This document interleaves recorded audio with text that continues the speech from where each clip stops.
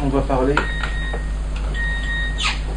ça se dit en hébreu, du tachlit. Comment dire en hébreu? Le tachles, du concret, le but. Mais de quel but? Il y a plusieurs buts. Il faut bien se rappeler ce mot-là, le tachlit. Le tachlit, c'est-à-dire le but, la raison. Il y a de toute la vie et de chaque chose qu'on fait. Si vous allez essayer de voir si quelqu'un, par exemple, il fait un vrai bilan, ça veut dire il essaye de voir toute sa journée, comment il la passe. Il va voir que la majorité des choses qu'il fait, il le fait sans but, juste parce qu'il est habitué à faire. Il a l'habitude. Il a l'habitude d'aller à droite à gauche, de prendre un café avec ses amis. C'est aussi kiffant, mais au fur et à mesure, il n'y a pas de but à tout ça. C'est juste un train de vie. C'est une routine. Et donc il n'y a pas de but. Et qu'est-ce qui se passe quand il n'y a pas de but? On l'a dit ça plusieurs fois. C'est comme si que quelqu'un stop et il ne sait pas où il va. Alors chaque voiture qui s'arrête, il rentre dedans. Et à la fin de la journée, il se retrouve dans un endroit complètement perdu. Mais il s'en fout puisqu'il n'a pas de but. Et un homme comme ça, il peut aller nulle part. Et quand on travaille, on a un but. Attends. Même quand on mange, on a un but. Attends. Petit à petit. C'est sûr que sur chaque chose, il y a un but. Mais la question, c'est est-ce que tu penses, quand tu fais la chose, que tu le fais pour un but? C'est ça la question. C'est sûr qu'il y a un but à tout. Et la question, c'est est-ce que tu fais la chose pour le but ou pas? Par exemple, c'est la même histoire, comme on dit, avec le mec qui fait du stop. Le mec qui fait du stop, c'est sûr que quand il voyage de droite à gauche, il ne sait pas exactement où il va, mais il arrive dans un endroit spécial. Et dans cet endroit, il peut faire ce qu'il fait. Donc ça veut dire dans l'endroit, il arrive. Mais est-ce qu'il y a un but à ce qu'il fait ou pas? Donc on va prendre par exemple un exemple qui est tout simple, comme vous avez dit. Quand on mange, quand on travaille, il y a un but. D'accord? Quand on mange, c'est quoi le but? C'est parce qu'on veut être rassasié, on veut être bien. On ne veut pas avoir faim, on veut avoir des forces. De manger nous donne de la force. Quand on veut travailler, il y a un but, comme vous m'avez dit. C'est quoi le but quand un homme il va travailler? C'est qu'il ramène de la parnassa chez lui à la maison. Et maintenant, je vais vous poser une vraie question. Est-ce que vraiment vous mangez parce que... Non, pour un kiff. Voilà. Les biscuits, les bambas, les trucs, tout ça. C'est pas parce que vous voulez, c'est parce que c'est un kiff, c'est bien. Quand tu vas au travail.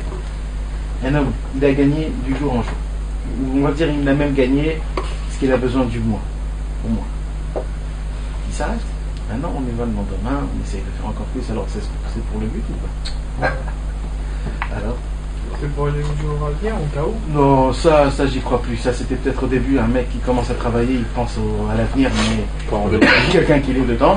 On est obligé. C'est pour passer le temps, obligé de donner un gamin aussi. Pourtant, on est obligé de travailler. Parce qu'après, ça s'arrête, après, il faut reprendre le rythme.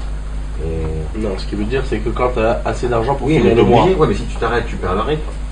C'est quoi le rythme? Tu perds le roulement, tu perds tout. Non, tu perds pas. Un homme, quand il travaille, il travaille. Il vient, il travaille, il gagne. À chaque fois qu'il travaille, il gagne. Quand il arrive, même si c'est pas de l'argent, il gagne son travail. Ouais, mais si on regarde d'un regard que tout est par la providence divine, c'est même pas une question à se poser. Alors on dort et on se lève. Non, moi je dis pas ça, je dis juste un exemple. Comme quoi c'est faux ce qu'on se dit nous-mêmes, qu'en fait à chaque chose il y a un but. Parce qu'en vérité aujourd'hui, la majorité des choses qu'on fait, on le fait pas parce qu'il y a un but, on le fait parce qu'on est habitué à faire les choses. D'accord, c'est vrai? Non, il y a un but, mais c'est pas un but tachles. Il y a un but quoi qu'il arrive. Parce que le fait de manger par kiff, mon but c'est de faire un kiff quand même. C'est ça la question. Est-ce que c'est un but ça ou pas? C'est pas un but. C'est quoi le but? C'est de ça que je veux parler, Bezrat Hashem. C'est quoi le but quand on dit il y a un but à chaque chose? C'est pas juste le mot le but. C'est aussi la raison des choses. Parce que, viens, on essaye de... D'abord, entre guillemets, ce qu'on va parler ce soir, Bezrat Hashem, c'est pour ça que j'essaye d'attendre qu'il va venir... Parce que ce qu'on va parler ce soir, Bezrat Hashem, c'est un des plus grands secrets de toute la création du monde. C'est un dévoilement que Rabbi Nachman de Breslev a dévoilé dans ce monde. Et quand il a dévoilé cette Torah, on raconte que Rabbi Nachman il était assis dans sa chaise et que tellement il avait de lumière qui sortait de sa figure que Rabbi Nathan, son élève, il est parti prendre une serviette, il a recouvert la figure de Rabbi Nachman. Et quand il a recouvert la figure de Rabbi Nachman, de la serviette sortait encore de la lumière. Alors Rabbi Nathan, il a pris Rabbi Nachman et il l'a mis face au mur pour pas que les gens aient peur de la figure de Rabbi Nachman. Tellement il était monté dans des sphères et dans des mondes très très très spéciaux. C'est une Torah qui est très très forte, c'est la Torah 65. C'est une Torah qui là-bas, Rabbi Nachman, il nous dévoile un dévoilement qui est très important. Il faudra être 5 minutes, je vais vous expliquer tout comment ça se passe, la Torah, et après on va la développer dans notre monde du jour en jour, comment ça se passe aujourd'hui. C'est quoi la Torah 65? C'est une Torah dans le livre du Likutei Moharan, c'est-à-dire un enseignement, on va dire l'enseignement 65 du livre du Likutei Moharan que Rabbi Nachman a dévoilé. Rabbi Nachman a dévoilé 400 enseignements dans le Likutei Moharan. Il y a à peu près 400 enseignements. Chaque enseignement, c'est un enseignement qu'on peut vivre avec un seul enseignement toute une vie. C'est comme, j'ai raconté déjà l'histoire, c'est une parabole. Rabbi Nachman, un jour, il a raconté une parabole. Il a dit un jour, il y avait un fils d'un roi qui était malade. Et c'était le seul fils, c'était celui qui continuait la royauté. Et ce fils, il est devenu malade, donc le roi, il était complètement dans ses états, puisqu'il s'est dit, qu'est-ce qui va nous succéder? Et il a appelé un grand docteur. Tous les docteurs leur ont dit qu'il va mourir. Mais il y a un docteur à la fin qui est venu, qui lui a dit, écoute, c'est très simple, j'ai la guérison. Mais il y a un problème, c'est qu'il faut que tu me donnes toute ta richesse. Alors il a dit, il n'y a aucun problème pour mon fils, je fais. Mais tu sais pourquoi j'ai besoin de toute ta richesse? Parce que j'ai besoin de toutes les pierres précieuses que tu as dans ta couronne. Il faudrait les brouiller, les écraser, jusqu'à qu'ils deviennent de la poussière. Et ça, il faudra le mettre dans des tonneaux d'eau pour qu'il puisse boire. Comme le problème, c'est qu'il ne sait pas boire, puisqu'il est malade. Donc on va lui renverser des tonneaux et des tonneaux d'eau pour qu'il puisse rentrer une seule goutte. Parce qu'au moment où il y aura une seule goutte qui va rentrer dans sa bouche, il sera guéri. Donc ça veut dire d'un côté, il doit perdre toute sa richesse pour rien. Parce qu'on doit lui renverser des tonneaux et des tonneaux d'eau pour rien. Mais c'est pour qu'il y ait juste une toute petite goutte. Rabbi Nachman de Breslev, il a dit, moi je vous ai dévoilé plein de torotes. Et des torotes qui vaillent des milliards et des milliards. Et je sais que tout ça, ça ne va pas vous aider. Mais s'il rentre une seule goutte de tous les enseignements que Rabbi Nachman a dit, une seule goutte qui rentre en nous, c'est terminé l'histoire. On devient comme il faut. C'est pour ça qu'il a dévoilé autant de torotes. Et Rabbi Nachman nous a dit qu'il suffit juste, avec un seul enseignement, ça suffit pour toute une vie de marcher, donc toute une vie rien qu'avec cet enseignement-là. C'est-à-dire d'accomplir la Torah avec cet enseignement, la tefila, tout. Donc, cette Torah 65, elle nous apprend quelque chose, et là il faut être attentif. Je vais vous expliquer ce que Rabbeinu il nous explique. Et après on va le développer dans notre jour, du jour en jour, comment ça se passe. Rabbi Nachman, d'abord, il nous donne un exemple. Il dit, quand un homme, il ne voit pas de loin, qu'est-ce qu'il fait? Il fait ses yeux petits. On fait comme ça, quand on ne voit pas de loin, on fait comme ça avec nos yeux, on plie ses yeux, parce que quand on plie les yeux, on arrive à voir un peu plus loin. Maintenant, quand, Chas v'Shalom, on reçoit un coup, alors on ferme les yeux comme ça. Et pourquoi on ferme les yeux? C'est pour la même raison que quand on veut voir très loin, on doit plier les yeux. Qu'est-ce qui se passe? Alors, pour vous expliquer ça, c'est simple. Il y a le tahlit, le but de tout dans le monde, le but général dans le monde, c'est quand le Mashiach il va venir, et quand il n'y aura plus d'Yetzirah, et quand le Beth Amikdash il va redescendre dans ce monde-ci, et que tout va être bien comme il faut, alors on va s'inclure dans Dieu. On va revenir à notre racine de là où on est descendu tout au début. On va être inclus dans Dieu. On va faire avec Dieu une seule partie. Et quand on va rentrer dans Dieu, quand on va faire partie de Dieu, ça s'appelle Kulo Echad Kulo Tov. Tout est un, tout est bien. Le mal n'existe pas, parce qu'on est dans Dieu lui-même. On fait partie de Dieu, on devient Dieu lui-même. On rentre dans notre racine, comme c'était tout au début avant de la création du monde, avant tout. On commence à rentrer dans Kadosh Baruch Hu et on fait partie de Dieu. Et alors le mal n'existera plus, tout sera un et tout sera bien. C'est quoi le problème de ce monde-ci? C'est le numéro, le nombre. Pourquoi? Quand il y a un problème, c'est quand il y a deux. Quand il y a un, pas de problème. Quand il y a deux, il y a une bagarre entre les deux. Un, il se croit mieux que l'autre. Quand il y a trois, c'est encore plus grave. Quand il y a quatre, c'est des comment ça s'appelle? Pas des concurrences. Des concurrences. Il y a des concurrences. Et au début, Akadosh Baruch Hu, il était un, et il n'y avait pas d'autre. Tout était bien, tout était un, tout était uni. Et au moment où Akadosh Baruch Hu a créé le monde, Dieu il a fait ça exprès. Mais au moment où Akadosh Baruch Hu il a créé le monde, il y a eu le numéro 2. Quand il y a eu le numéro 2, c'est là où le mal s'est créé. Et plus le monde a évolué, plus le nombre a grandi, et plus le mal il est devenu très fort. Quand par exemple je m'assois, j'ai du coca, j'ai de l'eau, j'ai du Schweppes, j'ai du Fanta, je ne sais pas qu'est-ce que je veux prendre. Parce que j'ai ça, j'ai ça. Mais avant, il y avait juste une seule chose. Et je savais que quand j'ai besoin de quelque chose, je me mets là. Maintenant, quand j'ai un conflit, je ne sais plus quoi faire. Maintenant, ça ne sert rien du tout. Mais en fait, ça se passe dans notre système à nous, sans qu'on le sache. Mais dans le monde, il y a encore plein de choses. Tous les problèmes, par exemple, quand un homme il va travailler, il ne sait pas où il doit travailler, où il doit investir. C'est à cause de quoi? C'est à cause du nom. Il y a trop de choses. Le choix. Il y a trop de choix. C'est le nom. C'est trop multiplié. Et plus c'est multiplié, plus c'est loin de Dieu, parce que Dieu il est un. Ah bah, il est tout bien. Dans tous ces choix, en fait, il y a une seule vérité. Alors voilà. C'est quoi la force, la vraie force? Il vient ou pas?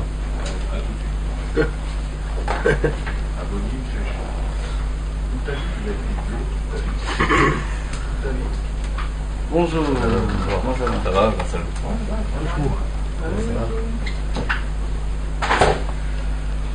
Alors, en vérité, c'est quoi? Maintenant, c'est Dieu lui-même qui a fait cette multiplication. Mais Dieu, son kiff à lui, la parole, si on peut le dire, la volonté de Dieu, c'est dans toutes ces multiplications, d'essayer de le trouver. Dans toutes ces multiplications. Et ça, c'est la grande sagesse, ça, c'est la grande force. De trouver Dieu dans toutes les multiplications. Parce que la multiplication, c'est exactement l'inverse de Dieu. Parce que Dieu, il est un. Et plus il y a de choses dans ce monde-ci, ça veut dire plus. Bon, ça va bien. Donc, plus ça se multiplie, plus ça s'agrandit, plus tu as de choix, plus c'est grand, plus le nombre il agrandit, plus on s'éloigne de Dieu, parce que Dieu, il est un, il est uni, il est. On le perd. Exactement. Maintenant, Akadosh Baruch Hu, il nous dévoile un secret, et il nous dit qu'en vérité, tout est un. Parce que c'est moi qui a tout créé. Ici, c'est moi qui a tout créé, j'ai mis une partie de moi partout. Donc en vérité, la multiplication que nous on voit, c'est juste un système de nos yeux à nous. Mais en vérité, tout est un. En vérité, tout c'est Dieu. Et en vérité, il n'existe pas de multiplication. Mais le problème, c'est comme je suis dans ce monde-ci, je suis complètement extérieur, complètement matériel, donc je vois tout en plusieurs choses, en nombre.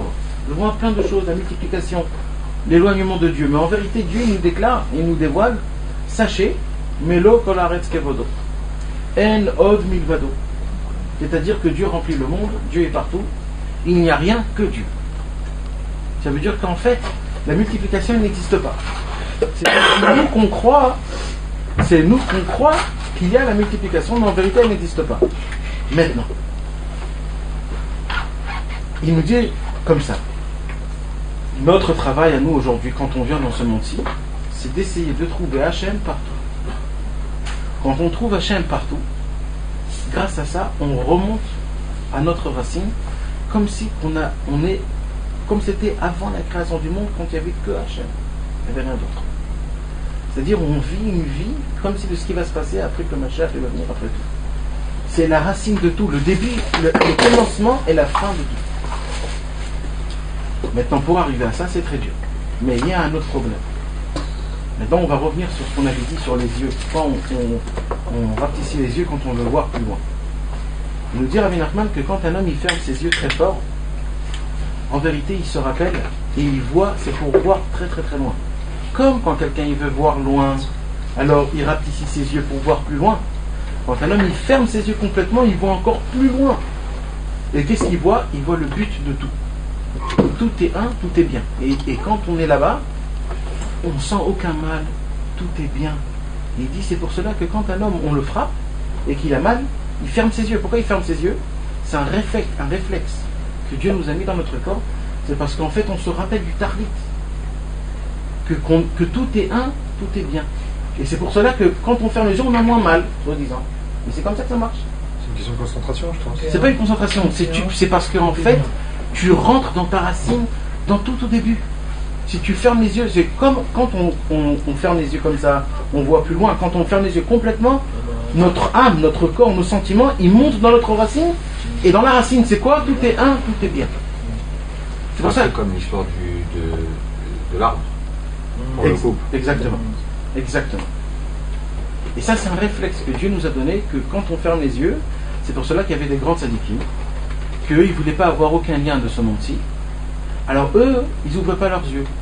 C'était des Shmirat Ha'anaim, des gens qui gardaient leurs yeux, et leurs yeux étaient toujours fermés. Pourquoi? Parce que eux, ils voulaient toujours être dans la racine, toujours être dans Dieu.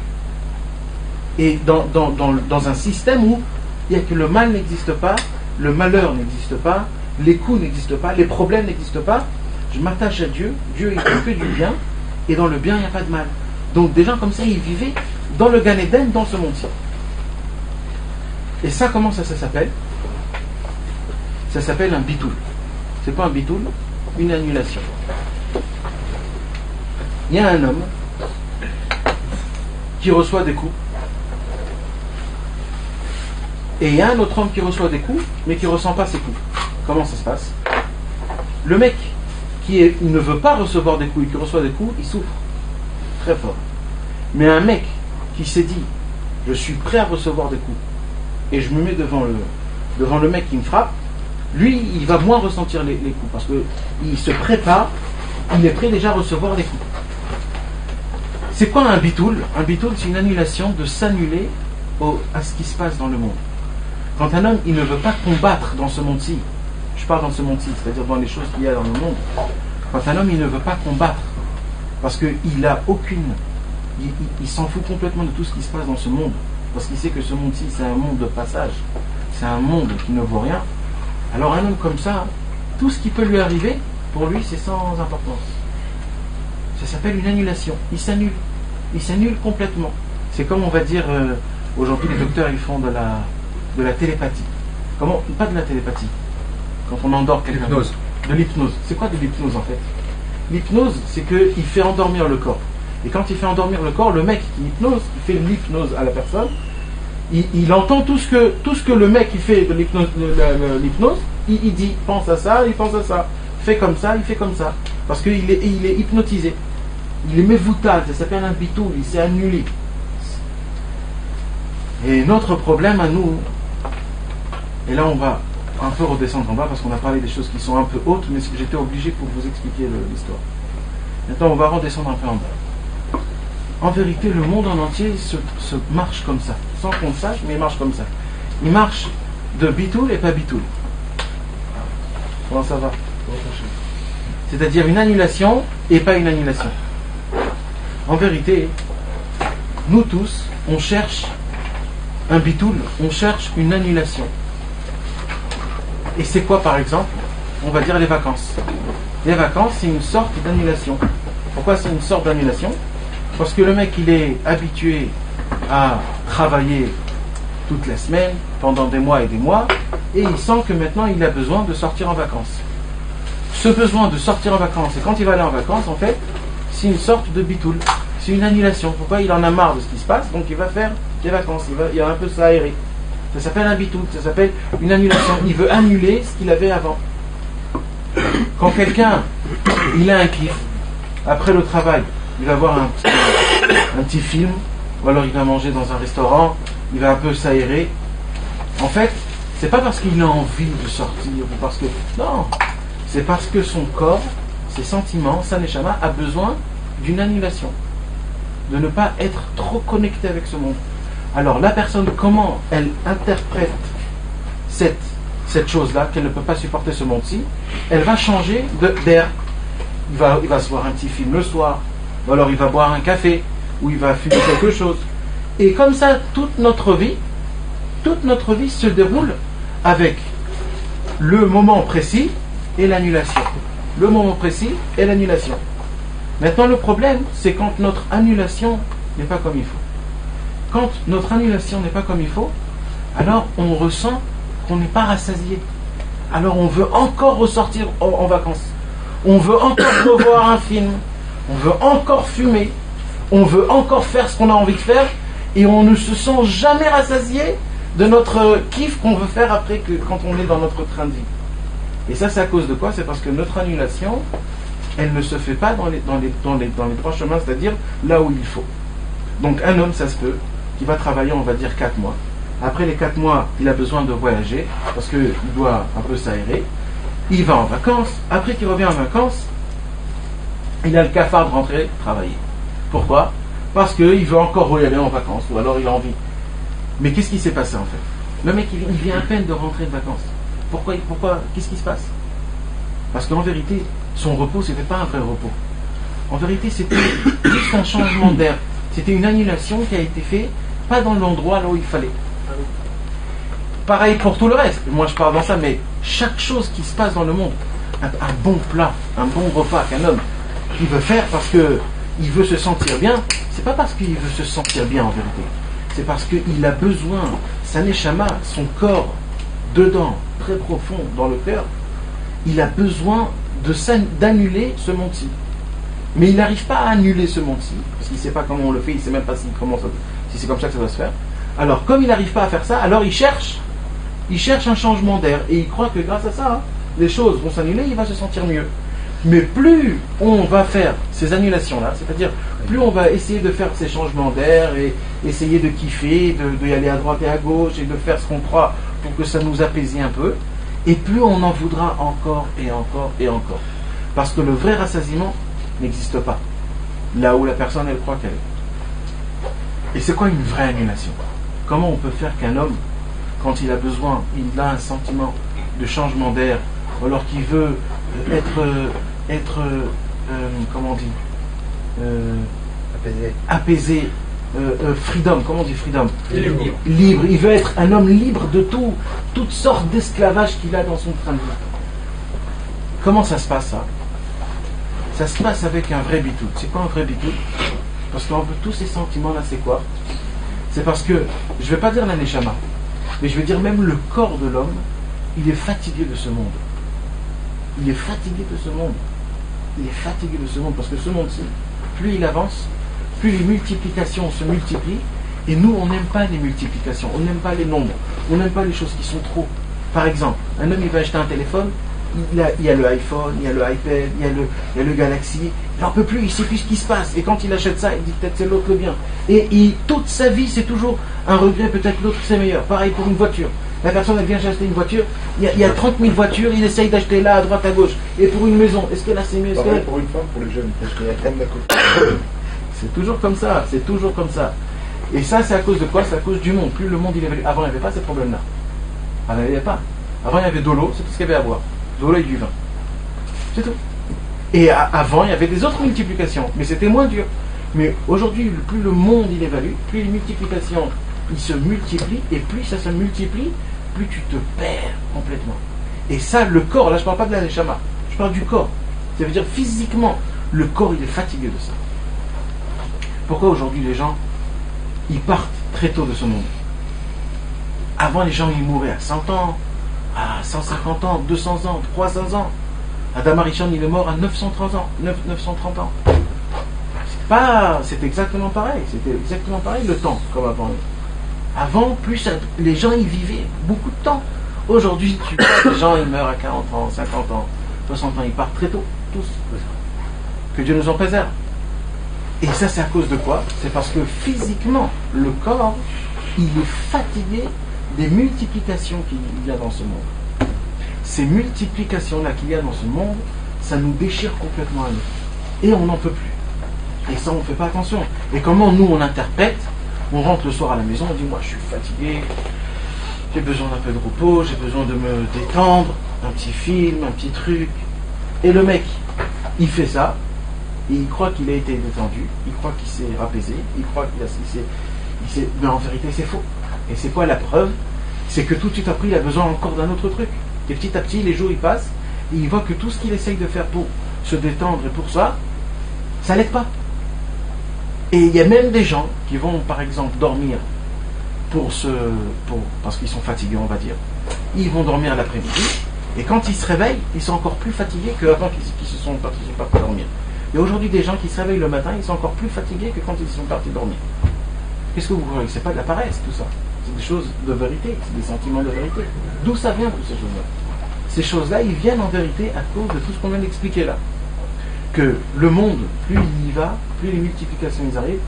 Et tout, là, pour l'instant, je vous parle vraiment que matériel. Hein. Là, je parle pas du tout de Torah, je parle pas du tout de rien du tout. Là, je parle pas du tout de.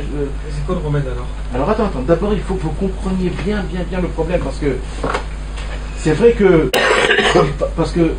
ce problème-là, il est partout en nous et dans des choses qu'on peut même pas faire attention.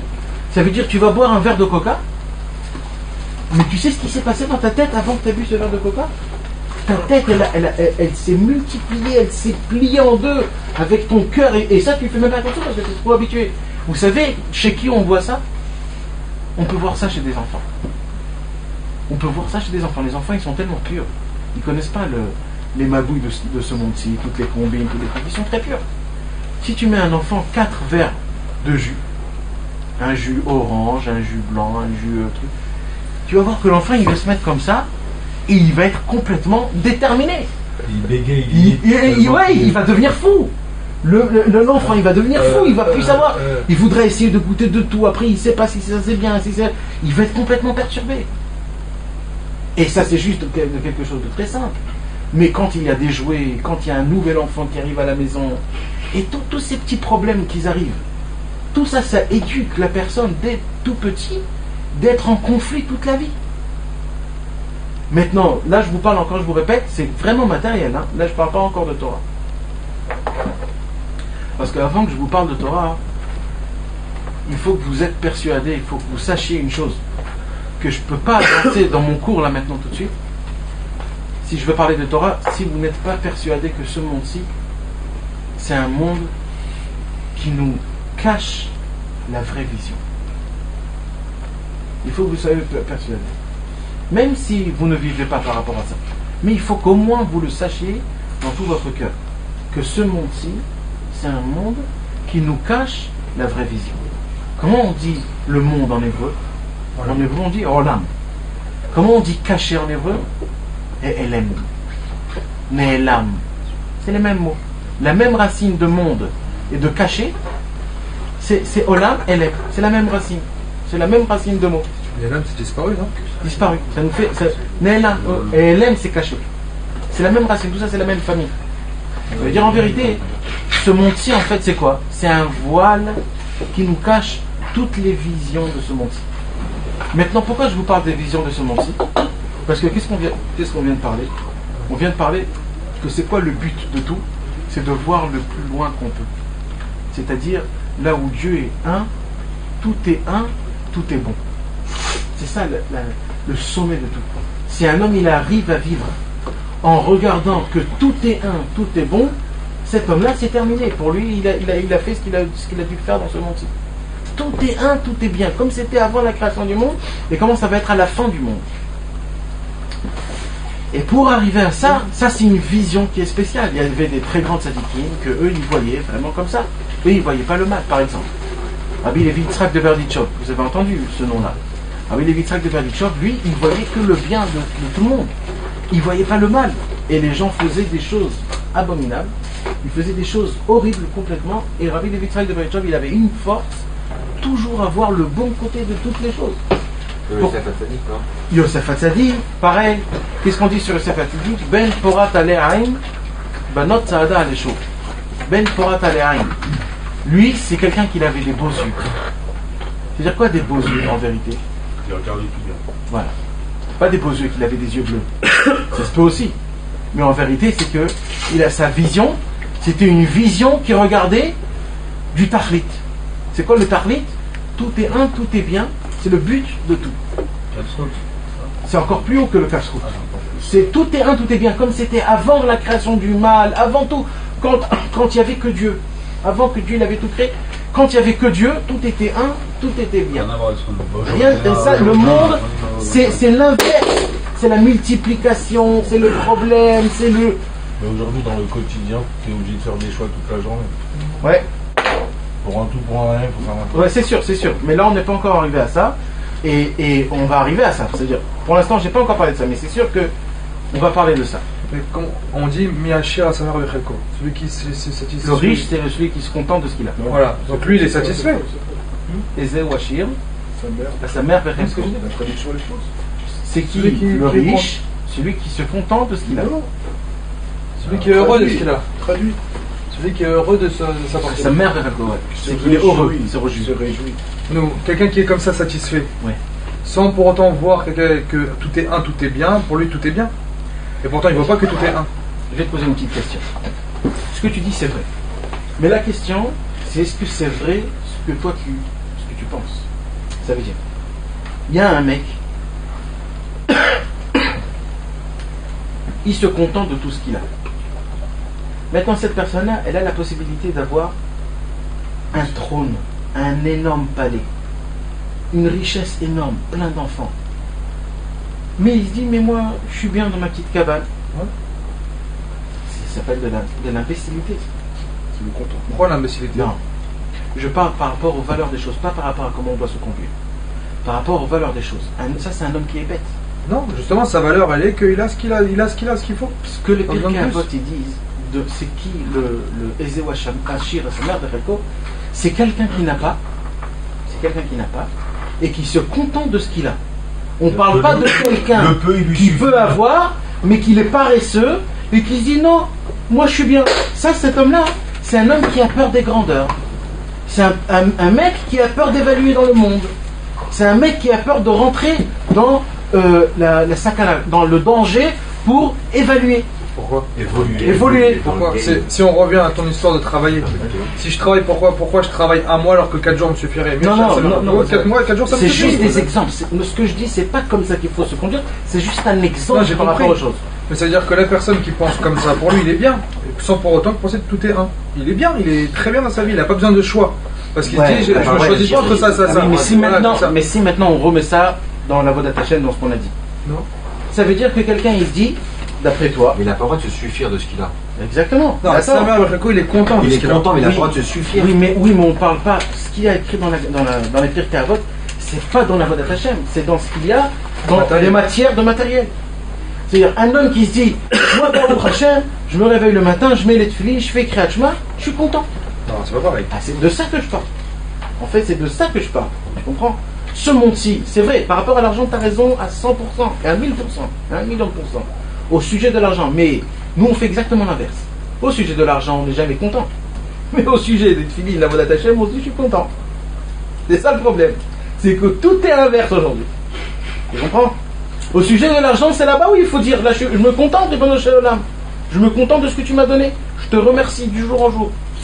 Et dans la Vodat Hashem, il faut toujours essayer d'évaluer, d'évoluer, de monter, d'essayer de percevoir et d'arriver le plus haut pour se détacher de ce monde. Mais on ne va pas encore parler de ça parce que là, on est monté un peu trop haut sans qu'on... Il faut rester sur terre. Pour ce que je vous explique en vérité, pour tout ce que je vous dis, il faut que vous sachiez une chose. On ne peut pas avoir cette vision-là, que tout est un, tout est bien, c'est-à-dire de monter à la racine et de vivre vraiment la vraie vie, si on est attaché à ce monde-ci. Et ça veut dire quoi si on est attaché à ce monde-ci? Moi, ce que je viens ici, je viens pas pour vous dire détachez-vous de ce monde-ci. C'est exactement ce qu'on va parler.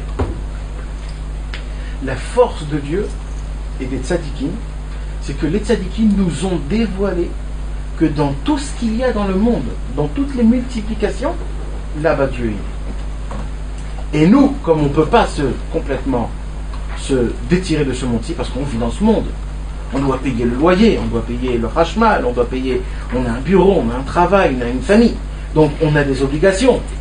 D'accord? En vérité c'est faux, mais on va dire ce qu'on va dire. D'accord? Donc un homme il est obligé de vivre ce train de vie. Alors les tzadikim nous ont dévoilé, et ils nous disent, il n'y a aucun problème. Continuez exactement ce que vous faites. Mais mettez un but à tout ce que vous faites. C'est ce qu'on revient au début. Le problème, le plus grand problème de tout, C'est qu'on n'a pas un but à notre vie. C'est pas un but, des limites. Un tarif. Un tarif, un objectif. Un objectif, exactement. C'est un beau mot ça, là, un objectif. On n'a pas un objectif à notre vie. Et ne me disiez pas que vous avez. Parce qu'on on a déjà dit que quand on va travailler, en vérité, c'est pas un vrai objectif. C'est juste généralement parce que j'ai besoin d'argent, mais c'est faux. Parce que le mec, il va commencer à travailler encore et encore, même s'il a déjà assez d'argent pour 1 an. Il va continuer parce qu'il kiffe. Son objectif à lui, c'est d'avoir le plus d'argent. Et d'acheter une maison. Ouais, si c'est d'acheter une maison, il n'y a aucun problème. Mais ça ne s'arrête pas là. Voilà. Ça s'arrête jamais là. Ça s'arrête Quand jamais, tu as de une toute maison, tu as besoin. Un jour, il y a une belle histoire. Je vais vous raconter une belle histoire de Rabbi Nathan. Non, ça s'arrête jamais. C'est vrai, à la base. Un jour, Alors, l'objectif, c'est quoi l'objectif? alors attends. L'essentiel, c'est d'abord de comprendre le problème. Tu veux la réponse? Parce qu'au moment. Non, c'est vrai. Mais je vous comprends. Parce que même moi, quand j'ai étudié cette Torah, même moi, je veux savoir c'est quoi le. Mais il faut savoir un secret. Que tant que tu ne comprends pas le problème dans tous ces points, tu ne pourras jamais comprendre la solution. Parce que toujours il y aura un nouveau, tu vas dire ah, et comment on fait comme ça? Quand on comprend le problème dans tous ces points, alors là c'est quelque chose d'autre. Donc c'est pour ça qu'il faut, parce que c'est ce qu'on explique, c'est partout dans nous, dans nos enfants, dans notre femme, et sachez une chose en plus, ce que je vous parle, c'est équivalent exactement, matériellement et spirituellement. Ça veut dire, ce problème-là, il est matériellement, et c'est sûr et certain spirituellement, mais c'est aussi matériellement. Ça veut dire, un homme qui a compris ça, sa vie est meilleure. Sa vie, ce mec-là, il va vivre plus longtemps que les autres. Parce que ce problème-là, c'est un problème qui est matériellement. Un homme, il sort dehors, il voit des femmes, il est complètement perturbé. Il rentre chez lui à la maison, il gronde sa femme, il ne sait même pas pourquoi. Et tout ça, c'est à cause de ce qui s'est passé.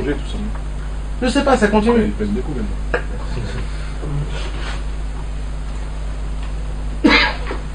Pareil, il a des amis. Lui, il a fait plus aujourd'hui son chiffre d'affaires. Et lui, il a fait ça. Et lui, il a vu ça. Et il a fait ça. Et ça commence à devenir plus qu'un bilboul. C'est une compétition. Et plus ça va, plus ça va. Et le manger, et les trucs. Et t'as vu ça. Et ça, il faut le goûter. Ça, c'est quelque chose de nouveau. Ah, ça, j'ai jamais goûté. C'est quoi ce truc-là? Et on veut tout. On veut avoir une main partout. On veut gérer le monde. Et sachez que ça, c'est à peine ce qui se passe sans qu'on le sache. Mais vous savez ce qui se passe dans notre tête, dans tout ça? Dans notre tête, il y a quelqu'un qui nous dit: tu dois être le roi du monde. Tu dois être le roi du monde. Tu dois connaître tout, tous les goûts de tout. Tu dois ressentir tout. Tu dois être partout. Tu dois tout gérer. Matériellement. Hein? Matériellement. Matériellement, bien sûr. C'est ce qui se passe. Ça, c'est à cause de quoi? C'est à cause de la multiplication et à cause de je veux et je veux. Et ça brise, ça torture la personne parce qu'à la fin, vraiment, si on regarde en étant vraiment sincère, on prend un homme qui a kiffé toute sa vie. À la fin de sa vie, si on lui pose la question, est-ce que tu as vraiment kiffé? Il va te dire, ça il me manquait, ça je me suis manqué, ça je pouvais pas. Il va commencer à râler, il va commencer à te dire, même un mec qui a kiffé toute sa vie. Parce que dans ce monde-ci, le vrai kiff n'existe pas. Pourquoi? Parce qu'on n'a pas le vrai bitoul. La vraie annulation. De savoir rentrer dans notre racine. Essayez de prendre un arbre avec ses racines et d'essayer de l'enterrer dans un autre terrain. 90% que cet arbre va mourir. Et ces 10% là, c'est quoi? C'est qu'il faut qu'il soit dans le même endroit où il y avait du soleil, avec la même sorte de terre qu'il y avait, en arrosant comme il fallait. C'est une histoire complète. Et bien nous, c'est pareil. Sachez que nous tous, on descend de Dieu. On descend de Dieu. C'est pas qu'on descend de Dieu. On est la partie de Dieu. Dieu, il a pris une partie de lui, et de cette partie-là, il a créé les 600 000 juifs. 600 000 âmes. Et que dans ces 600 000 âmes, il nous a mis. Donc ce qu'on a, nous, dans notre Neshama, c'est une partie de Dieu. Maintenant, vous ne pouvez pas me raconter des histoires comme quoi nous, on kiffe vraiment nos kiffs, parce que c'est faux. Les vrais kiffs, les vrais kiffs, c'est pas vraiment un sentiment, c'est une illusion. Et ça, pour que vous puissiez... Mais alors, il n'y a pas de kiff en fait alors dans ce que je dis. En vérité, non. Moi, ce que je vous explique, c'est dans les kiffs que vous me dites, il n'y a pas de kiff. Moi, je vais vous dire, je vais vous apprendre comment kiffer. C'est ça la force. Les tzadikim, ils vont dire, nous, On va vous apprendre comment vraiment vivre et comment vraiment kiffer. Donc quand tu manges une entrecôte, tu fais un kiff. Après t'as plus faim, t'as fait ton kiff. Tu l'as fait ton kiff? Ouais, mais il est parti. Oui, Ouais, c'est mais que tu sur le moment en fait. C'est moment. C'est pendant 10 secondes. C'est parti. Ça s'appelle un kiff. Oui, ça. mais c'est 10 secondes. Tu l'as fait le kiff? Et quand tu es en train de manger, essaye de te concentrer. Est-ce que c'est vraiment un kiff? Ouais. Non. Essaye de voir. Tu verras, Je essaye pense de pas voir. en fait, tu le fais. C'est faux, c'est une illusion. S'il y a une ou deux bouchées qui est. Tu fais plus un kiff de le voir, c'est vrai que quand Tu vois, de faire le truc, ou même de le sentir, Ouais. ou de le voir griller. de savoir que tu vas le manger quoi. Tout ça, c'est de l'illusion. Ah, le kiff, c'est de le voir griller. Mais en fait, tout ça, c'est de l'illusion parce qu'un homme, il kiffe boire un steak. Il veut le manger, il veut le truc. Si tu vois, tu peux plus pas le la manger. préparation. Non, mais sinon, tu te mets en face de toi, tu peux pas le manger. Dans l'action Comment de tu faire, fais ça? dans le désir. Si tu mets sur toi, Ouais, tu fourchettes. mais quand tu le désires et que tu l'as pas. Tu vas le Dans manger. le languissement de la chose. Ouais, dans le languissement. c'est le Tu désir. t'imagines, tu rien que tu languis, tu kiffes pas? Pas l'atteindre. Non, c'est pour ça, c'est ça ce qu'on vous explique. Les tzadikim nous donnent un secret. Non, c'est pour ça qu'à chaque fois, il donne pas le métamidage tout de suite. Il veut qu'on le languisse, il veut qu'on le désire, il veut pas que tu le consommes tout de suite. On n'est pas fait pour ça. Les mecs qui réclament, ils veulent. Mais qu'est-ce que tu veux, rien du tout. C'était vraiment, tu le veux, tu seras à la porte de chez toi, tu seras fumé, tout ce qu'on a. Ouais, mais c'est pas une chorma de dire ça. C'est pas une chorma. C'est une réalité aujourd'hui. Oui, mais c'est pas ça qu'il faut dire. Parce qu'on souffre, le peuple juif il souffre. Ça fait 2000 ans qu'il souffre. Dieu nous a trouvés. Je n'ai pas dit que c'est cher. Non, ce qui se passe, que Dieu ne nous donne pas le Beth Amikdash, c'est, on va dire entre guillemets, c'est pas à cause de Dieu. C'est pas à cause de Dieu. Ça, tous les tzadikim nous l'ont déclaré déjà. Il y a quelque chose qui se passe dans le ciel qui empêche, et ça c'est un grand problème. Parce qu'on ne va pas rentrer dans ça, mais il y a écrit que quand Dieu il va venir et que le Mashiach il va se dévoiler, il y a écrit que Dieu va se cacher. Il aura honte de nous. Je dois avoir fait attention. Pendant 2000 ans, il nous a promis que le Mashiach, que le Beth Amikdash va venir après 70 ans. Ça fait 2000 ans qu'on attend. Ça fait 2000 ans qu'on espère. T'imagines 2000 ans qu'on espère? Un mec il vient, il te dit écoute, je viens à 2 heures.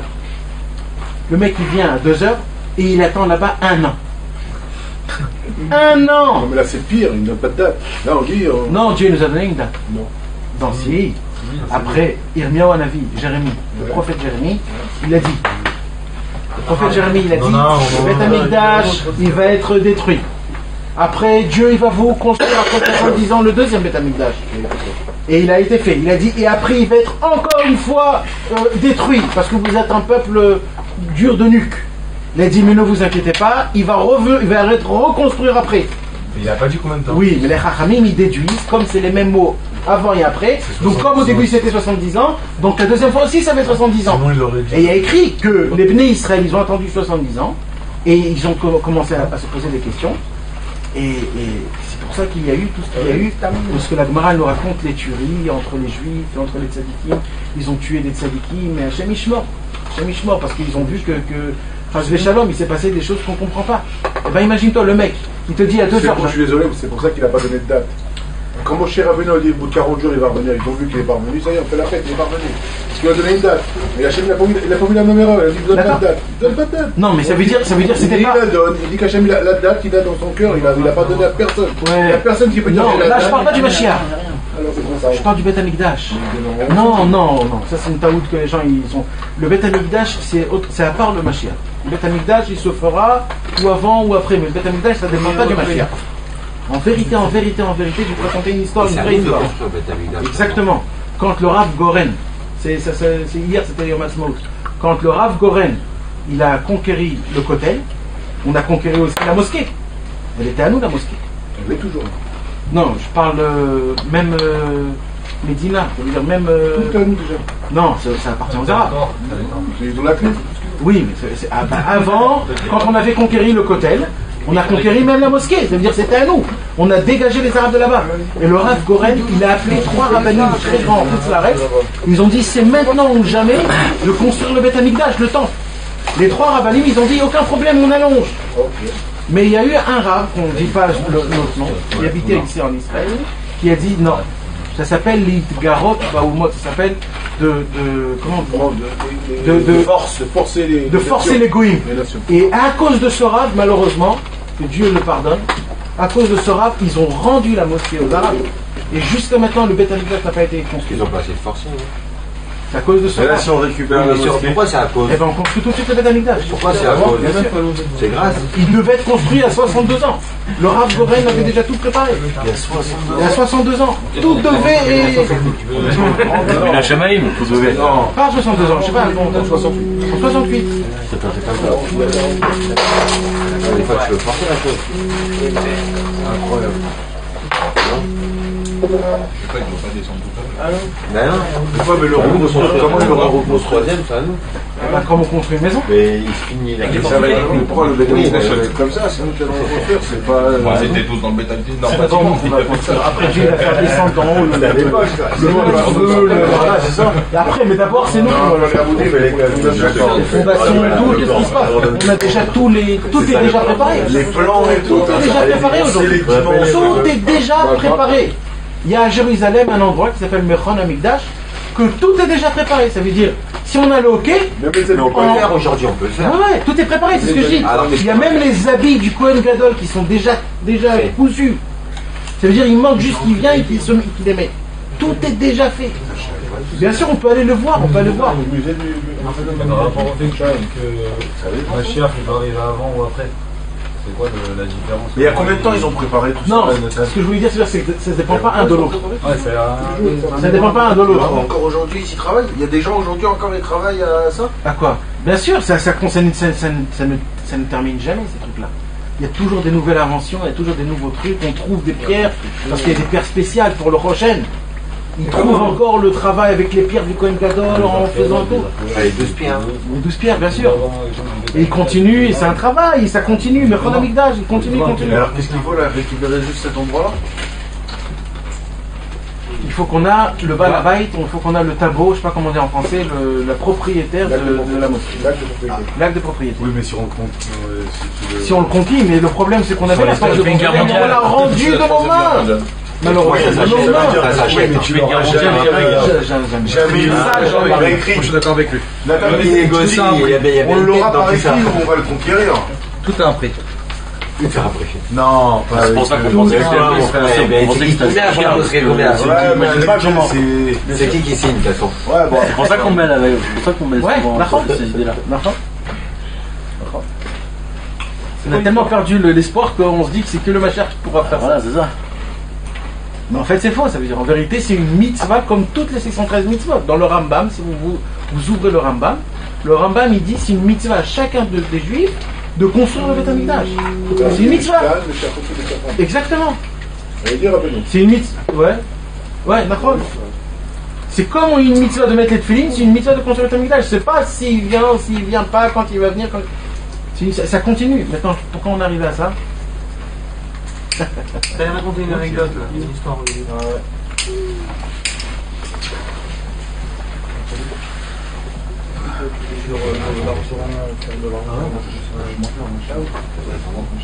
Le kiff.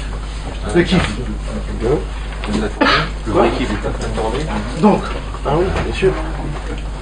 donc mes amis, pour essayer de ne pas s'éparpiller, et je vous dis une chose, c'est important, hein, s'il y a quelqu'un qui ne pense pas comme, c'est-à-dire qui ne veut pas recevoir ce que je dis, c'est le moment de parler ou jamais, parce que ça sert à rien que je parle si c'est pour rien. Tout le Nyan, c'est que. Qui n'est pas d'accord avec ce qu'il a dit? Ouais, s'il y a quelqu'un qui n'est pas d'accord.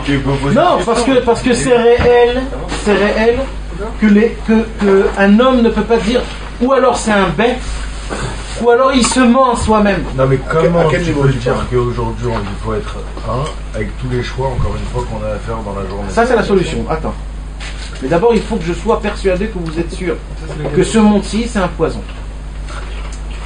Et ça c'est même si vous vivez pas par rapport à ça, mais juste de savoir ça. Ouais, mais on n'a pas le choix, on y est. Oui, mais au moins est-ce que tu sais ça? Est-ce que tu y crois? Non. Moi j'y crois vraiment. Je crois pas que c'est un. Voilà, c'est pour ça. On a une touche. Mais ça prend du temps, ne croyez pas, hein. Il y a des raisons. Pourquoi Eh ben- ça t'affine? Il y a bien un but, donc si c'est un but, c'est pas un poison.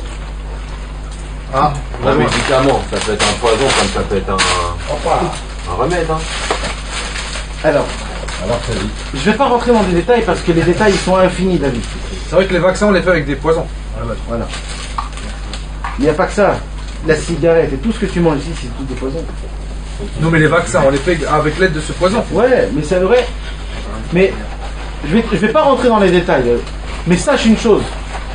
Si toi-même tu rentres dans les détails et que tu es sincère, tu es sincère vraiment, tu verras que ce que je dis c'est vrai. Moi je l'ai fait. J'ai mis à l'épreuve tout. On parle du matériel. Matériel, je parle pas spirituel. Je parle du matériel. Soi-disant les kiffs, on croit que c'est des kiffs. Si tu te concentres vraiment sur ce kiff, tu te dis. Ah d'accord, on parle que du kiff alors. Ouais. On parle pas des. D'accord. De quoi? Que du kiff. Ça veut dire, tu parles que du kiff. Tu parles pas de. Pas mal, il va. Quand tu vas travailler, c'est pas le kiff. C'est des vrais kiffs par exemple. Non mais ouais, non, Ça reste du matériel. Ouais, non, ça c'est pas un matériel. jouet, on a pas. Ça c'est pas matériel. De ça aussi on va parler. Le fait d'habiter dans un trou. Moi je parle d'abord pour que les choses égoïstes de la personne elle-même, pour l'instant. Les choses, ça c'est pas encore, c'est pas du mal ça. Ça c'est la bonté de Dieu, c'est du chesed. Ça c'est Olam chesed ibani. Dieu a créé le monde avec par bonté. Ça c'est de la bonté, ça c'est tout ça. Moi je parle soi-disant de la personne qu'elle croit que que je peux pas vivre sans mes kiffs. J'ai besoin de mes kiffs. C'est un menteur ce mec. Si tu dors sur un lit, une planche de bois, si tu vas dormir sur un matelas. Non mais je parle pas de mortification. Ça c'est quelque chose d'autre. C'est quoi mortification? Ces choses-là. Je parle pas Dans de la choses comme ça. glace, dans la neige. Non c'est pas. Moi je Non parle mais de là, choses. c'est-à-dire même sur un lit normal, tu vas te trouver sur un lit. Tu veux que je vienne au point? Tu veux que j'arrive au point? Je vais te dire la vérité. Ce qui m'embête à moi, c'est les gens qui viennent et qui me disent bon écoute, on peut pas se détacher de ce monde-ci, on est trop attaché à ce monde-ci parce qu'on a ça, on veut kiffer. Et quand tu dis par exemple à quelqu'un arrête par exemple de faire ce qu'il fait, il te dit mon monde est détruit. Ça je supporte pas. Nos futurs. Ça je supporte pas. Ça c'est un mec. Ça c'est le yo. C'est un mec qui ne veut avancer nulle part et que soi-disant il se contente de ce qu'il a et qu'il est dans les multiplications. Et plus tu vis dans les multiplications, plus tu es loin de Dieu parce que Dieu c'est l'unité de tout. Et plus tu vois le monde expulsé, chacun dans son coin, plus tu vois pas Dieu. Un jour, il y a un grand tzaddik, Rabbi Shlomo Karlibar, qui a dit comme ça. Si un jour un homme, il a étudié, il a pris un exemple de ça parce qu'il était dans une yeshiva avec des gens qui se vidaient toute la journée. Alors il a dit, si vous sortez après une journée d'études et que vous ne pouvez pas supporter personne, alors arrêtez d'étudier. Comme le fils de Rabbi Shimon Bar Yochai. Exactement. Si vous voyez, vous ne supportez pas les gens l'un avec l'autre, et vous voyez que de la multiplication, vous voyez que les choses, les trois thèses, chacun il est dans son coin, il n'y a pas d'amour, il n'y a pas d'unité, mais ça c'est exactement l'inverse de Dieu. Dieu tout est un, tout est bien. Donc c'est pour ça que c'est important, je répète ça plusieurs fois, parce que sachez que si vous avez juste compris ça déjà, sachez que c'était valable de venir dans ce monde-ci rien que pour ça. Je te pose une question, Nathan. Si une personne elle a ses facultés de pouvoir faire le bureau des choses, elle sait que ça c'est pas bien, elle sait que c'est pas bien. Comment elle peut avancer? Si elle voit les choses qui sont pas bien, elle voit que les mecs sont tendus. On peut pas dire Elles sont pas au niveau d'un tzaddik de dire je vois que la Torah de cet homme-là. Mais malheureusement, comme elle vit dans ce monde, elle sait que c'est tordu le mec. Alors c'est une très bonne question ce que tu poses et je vais te répondre. Les Chachamim se sont posés ces mêmes questions-là. C'est dans le Midrash, ça a raconté. Les Chachamim se sont posés la même question. C'est quoi le chemin qu'un homme il doit prendre? Est-ce que de toujours faire le verrou entre le bien et le mal, ou alors d'essayer de voir que les bonnes choses? Alors ils ont dit on va essayer. Et ils ont commencé à essayer, ils ont pris 2 cas statistiquement, et ils ont vu que les gens qui faisaient le verrou entre le bien et le mal, c'était des gens qui se sont avancés nulle part. Parce que dans chaque chose, ils commençaient à devenir méticuleux, et peut-être ça, et peut-être ça, et peut-être. C'était infiniment, ils sont devenus rastra, ils sont devenus. Ils n'en pouvaient plus. Maintenant, ils ont pris le cas des mecs qui voyaient que le bon côté, et eux, ils ont avancé beaucoup plus. Et après ça, ils ont dit les Chachamim, le pied de gamme, c'est-à-dire la solution. La solution, ils ont dit comme ça. Mais Atminaor, Docher Arvemina Rocher. Un tout petit peu de lumière pousse beaucoup d'obscurité. Parce que quand tu te focalises sur le bien, le mal automatiquement il part. Il faut voir du bien. Il faut faire un bureau. Il faut voir du bien, c'est du bien comparé à quelque chose. Je ne parle pas du bureau, il y a un bureau qui est minimum, ça c'est certain. C'est un bureau minimum de savoir. Et c'est quoi le bureau minimum? C'est la Torah. Elle nous dit ce qui est bien, ce qui est mal. Tu comprends? Maintenant, il y a des fois des bureaux que toi-même tu fais, tu ne sais pas. Alors n'y touche pas, essaye de te focaliser que sur le bien. C'est la Torah 282 à Zambra, les Nekudot Tovot, d'essayer de voir que le bon côté, de se focaliser que dans les bonnes choses. Parce qu'un tout petit peu de lumière pousse des tonnes d'obscurité. Et c'est dur, on n'a pas assez de force de faire le birou. Il y a écrit dans la Torah que Rabbi Meir Balanes, il avait la force de, c'était une qualité qu'on appelait Toho Achal Klipato Zarak. Lui, il savait prendre le fruit, jeter l'écorce et manger que le fruit. Sans toucher l'écorce. Nous, on n'a pas cette force. Nous, on prend tout est mélangé, on aime tout, on veut kiffer, on veut savourer, on veut tout. On n'a pas encore la force, petit à petit. Mais nous, le commencement de travail, c'est de toujours se focaliser sur que les bonnes choses. Pourquoi? Parce que Dieu, il est bien, il est bon. Tov Hashem Lakol. Dieu, il est bon pour tout. Dieu, il est bien. C'est le bien, c'est le bon dans tout. Je vais aller encore plus loin encore. Je sais pas si on va rentrer. Fais-moi un kiff, demande coca. Allez, je rigole. J'ai soif. Bois de l'eau. T'es sûr que tu veux pas de l'eau ou de la vodka ou... Non, je veux pas de conflit. Tout est bon. Tout est bon. Merci.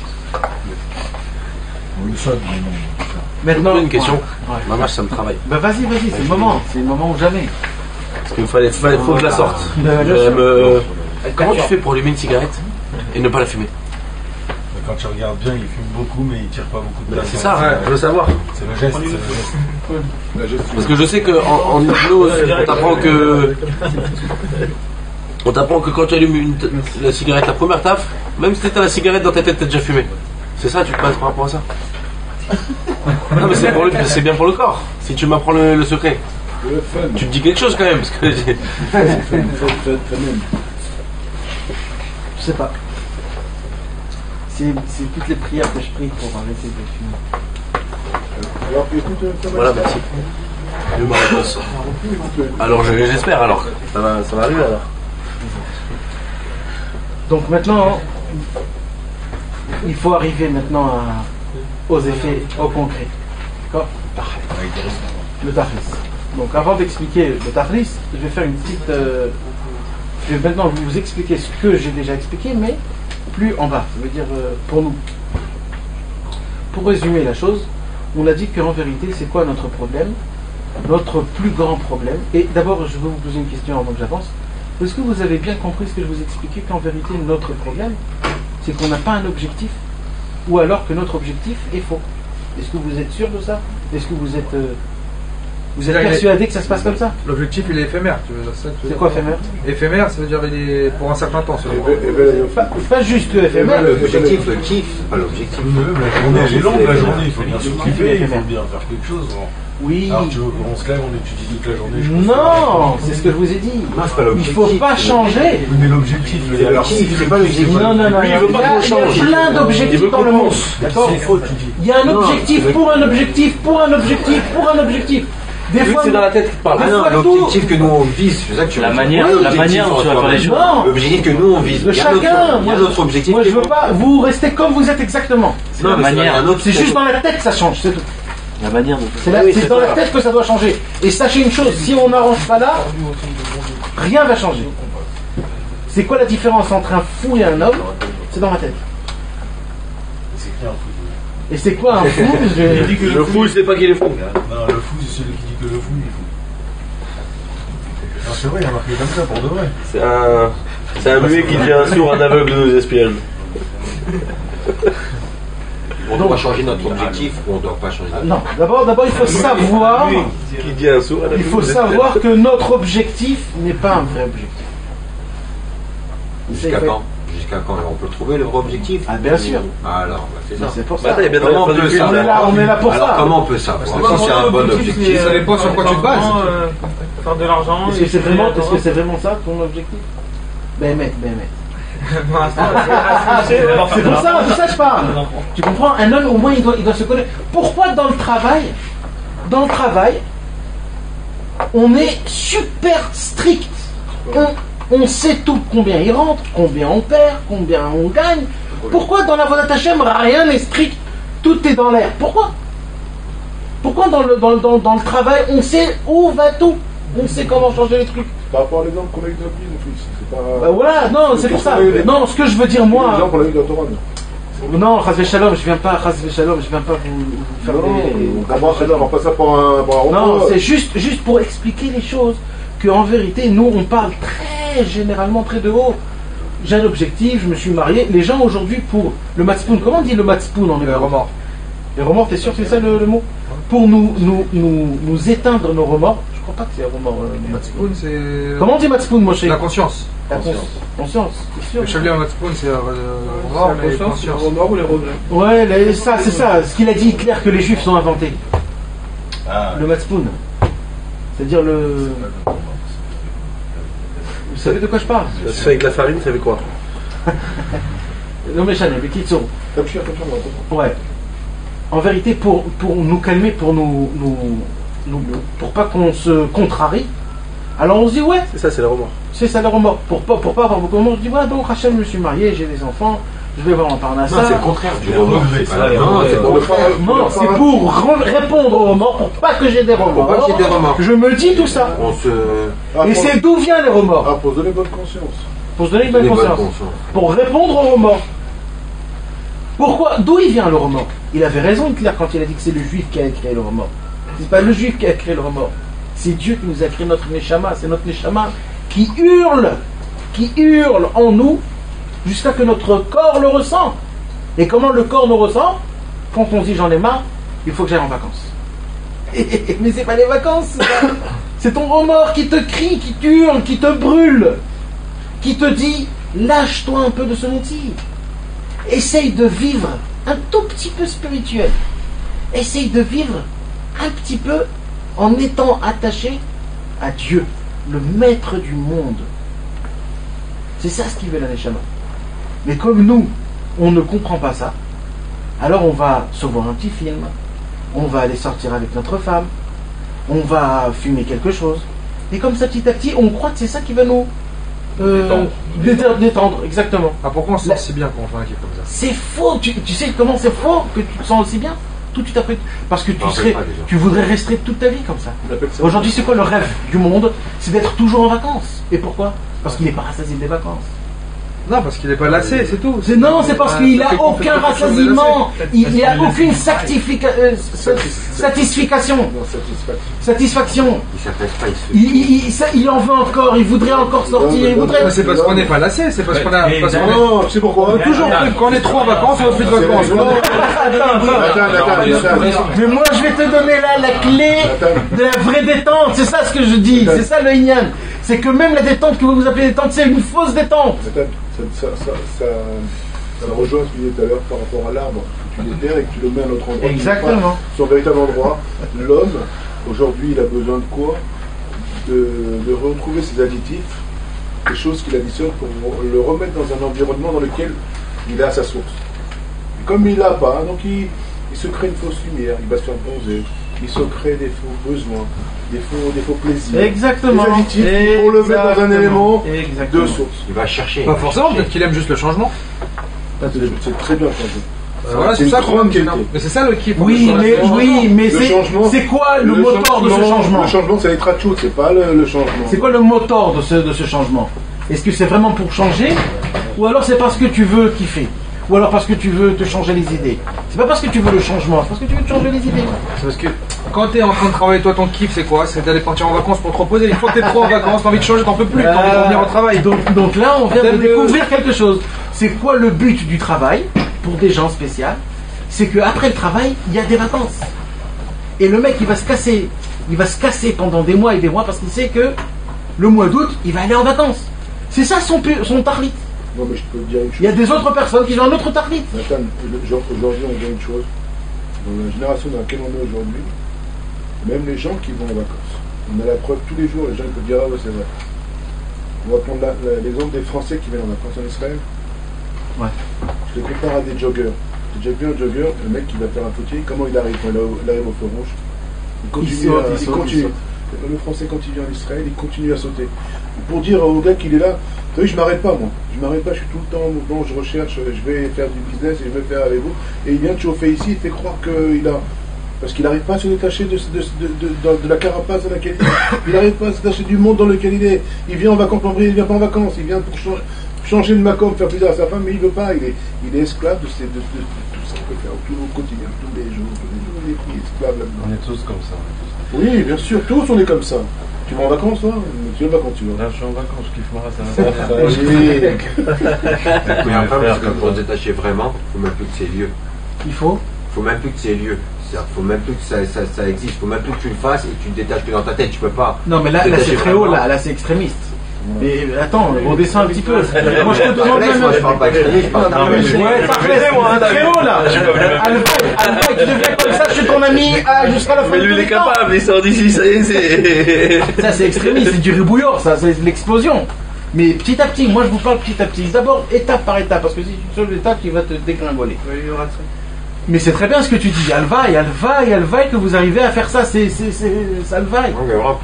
Mais petit à petit. D'abord, il faut être émettre. C'est-à-dire, il faut être sincère avec soi-même. Parce que c'est comme ça. Maintenant, je vais vous dire quelque chose. Donc, pour revenir à tout ça, tu sais à quoi ça ressemble, Yann? À un enfant que toute sa vie, il a mangé une glace, un kirchon, ça veut dire à l'eau. Et il ne connaît pas les vraies glaces de Häagen-Dazs et de Jimmy Jerry et de tous ces trucs-là. Ben Jerry et tout ça. Et il connaît que la glace à l'eau. Et qu'est-ce qu'il dit? Et maintenant, c'est quoi la bêtise de nous tous? C'est quoi la bêtise? Nous, on dit, mais on peut pas, on veut les films, on veut le truc, on veut pas, on va être déchiré et tout ça. Nous, on ressemble au bébé qui dit, mais laisse-moi tranquille, moi j'ai ma glace à l'eau. Moi je kiffe ma race avec la... Et le papa il dit, mais je t'en supplie, goûte, tu verras cette crème, comment elle est bonne. Et il dit, mais putain, moi je veux ma glace à l'eau. Il dit, mais goûte, tu verras ce que c'est. Et au lait, avec les cacao et les caramels et tout ce que tu veux. Aussi, c'est ça que les tzadikim ils nous apprennent. Les tzadikim ils viennent, ils nous disent, écoutez mes amis, on n'est pas venu pour vous mettre la rasra dans la vie. Ras veshalom. Nous on est venu pour que vous vivez une vraie vie. Et quand je dis une vraie vie, c'est une vie kiffante, mais une vraie kiffante. Il y a une halakha dans le Likuta Halachot. Rabbi Nathan, l'élève de Rabbi Nachman de Breslev, il a écrit une halakha, ça c'est entre parenthèses. Cette halakha-là, si j'étudie avec vous cette halakha-là, ça va prendre du temps, parce que c'est une longue halakha. Mais Rabbi Nathan, il nous explique, mais il ne nous explique pas spirituellement, matériellement, comment tous les goûts de toutes les sortes de manger sont que dans le pain. Comment le pain? En mangeant juste du pain, tu pourras goûter tous les goûts de toutes les sortes de manger que tu vas manger. Des shawarma, des hamburgers, des bislis, des bambas. On peut pas. Non, c'est un exemple, Jimmy. C'est un exemple, tu comprends? Mais et ça, et il dit là-bas Rabbi Nathan, que si vous allez vous expliquer ça même au Goïm, ils pourront arriver à ça. Ça veut dire que c'est pas quelque chose de spirituel. Ça veut dire que c'est mathématiquement, il t'explique, il rentre dans la sagesse, comment les goûts fonctionnent, comment ça se passe dans notre tête, comment tout en fait c'est une sorte de... C'est des trucs qui se passent dans la tête, et que tout ça tu peux le retrouver juste en mangeant un tout petit peu de pain. Comme la manne. Et tu sais ce que c'est dans la manne? Nous on croit que dans la manne il y avait tous les goûts. Mais c'est faux. Tu sais ce qu'il y avait? Il y avait Moshe Rabbeinu qui nous a fait rentrer cette compréhension que quand on mangeait la manne il y avait tous les goûts. C'est pas que la manne il avait tous les goûts. Je vous promets. Il leur a donné cette halakha. Exactement, je vous promets que si je vais vous faire goûter la manne, vous allez rien sentir. Du couscous. Vous allez manger et ça sera sec. Parce qu'on n'a pas ce cerveau. Mais ça, on peut le faire, ça? On peut réussir à changer? Mais c'est ce que je vous explique. C'est une halakha dans l'Ikuta Halachot. Si je l'étudie avec vous, vous allez arriver à ça. Et je te promets que quand je l'avais étudié il y a longtemps avec mon père, cette halakha-là, de Romain Libracha, et il y avait un moment, où mon père il m'a dit, tu sais, et moi aussi, parce que nous aussi on avait travaillé ce truc-là, et on avait dit, on avait goûté tous les goûts dans une pita. Mamash. Et c'était pas des bobards, hein, je vous dis pas des trucs. Mon père c'était un homme qui était très réaliste, c'était un homme... ouais, c'était pas dans les vagues. Ouais. Donc ça veut dire c'est quelque chose qui peut être dans nous tous. C'est pas des bobards. Et c'est ça ce que je veux vous expliquer. C'est que les tzadikim nous donnent des clés comment vivre vraiment tous les désirs et les plaisirs comme il faut, et encore mieux que ce qu'on croit aujourd'hui. Aujourd'hui, on va chercher toutes sortes de trucs très loin, les trucs et ça. Tout ça pour avoir un sentiment. Il y a des gens qui se droguent et qui meurent à cause de la drogue. Et tout ça à cause de quoi? Parce qu'ils cherchent quelque chose. C'est leur neshama qu'ils ont besoin de spiritualité. Ils ont besoin de trucs, alors ils font... Vous savez que les gens, les juifs, qui font le plus d'avérotes, ce sont des juifs qui sont très hauts dans le ciel. Parce que leur neshama, ils cherchent plein de spiritualité. Ils veulent des sentiments. Ils ont des sentiments énormes. Alors ils cherchent ça chez une femme, ou alors chez l'argent, dans les grandeurs, dans la drogue. Parce qu'ils ont une neshama qui est très haute, qui a besoin de recevoir et encore et encore. Ils veulent avoir des sentiments, alors eux ils tombent encore plus. Mais en vérité, c'est rien que parce qu'ils ont une spiritualité qui est énorme. Et le problème, c'est pareil, la même chose. Le seul problème dans tout, c'est que le tuyau, il a mis autre part. Et tous ces forces, il les attire dans notre endroit, mais le tuyau dans son endroit, tu verras rempli ce qu'il faut et tu verras. Donc maintenant, pour arriver... Si le secret à la fin, tu nous dis que c'est d'étudier la Torah, parce que dans la Torah... Non, c'est pas étudier la Torah. Il y a marqué que si ne fais pas ça, alors en faisant pas ça, tu n'auras pas besoin d'avoir Non, c'est pas ça. Je sais pas le conseil, mais... Je vais te dire quelque chose. Tu sais, le secret en vérité, c'est quelque chose de tout petit et de rien du tout. C'est juste dans la tête. Mais le problème, c'est que si on n'essaye pas, on ne pourra jamais arriver à ça. Le bon sens. C'est d'essayer de trouver Dieu partout. Qu'est-ce que ça veut dire? Qu'est-ce qu'on avait dit tout à l'heure? Que tout le problème, c'est quoi en fait? C'est la multiplication. Toutes les choses sont trop éparpillées.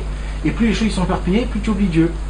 Chaque nouveau film qui sort, et plus les trucs qui rentrent, et c'est un grand homme dans un délire et tout ça, ça te fait tout ça oublier Dieu.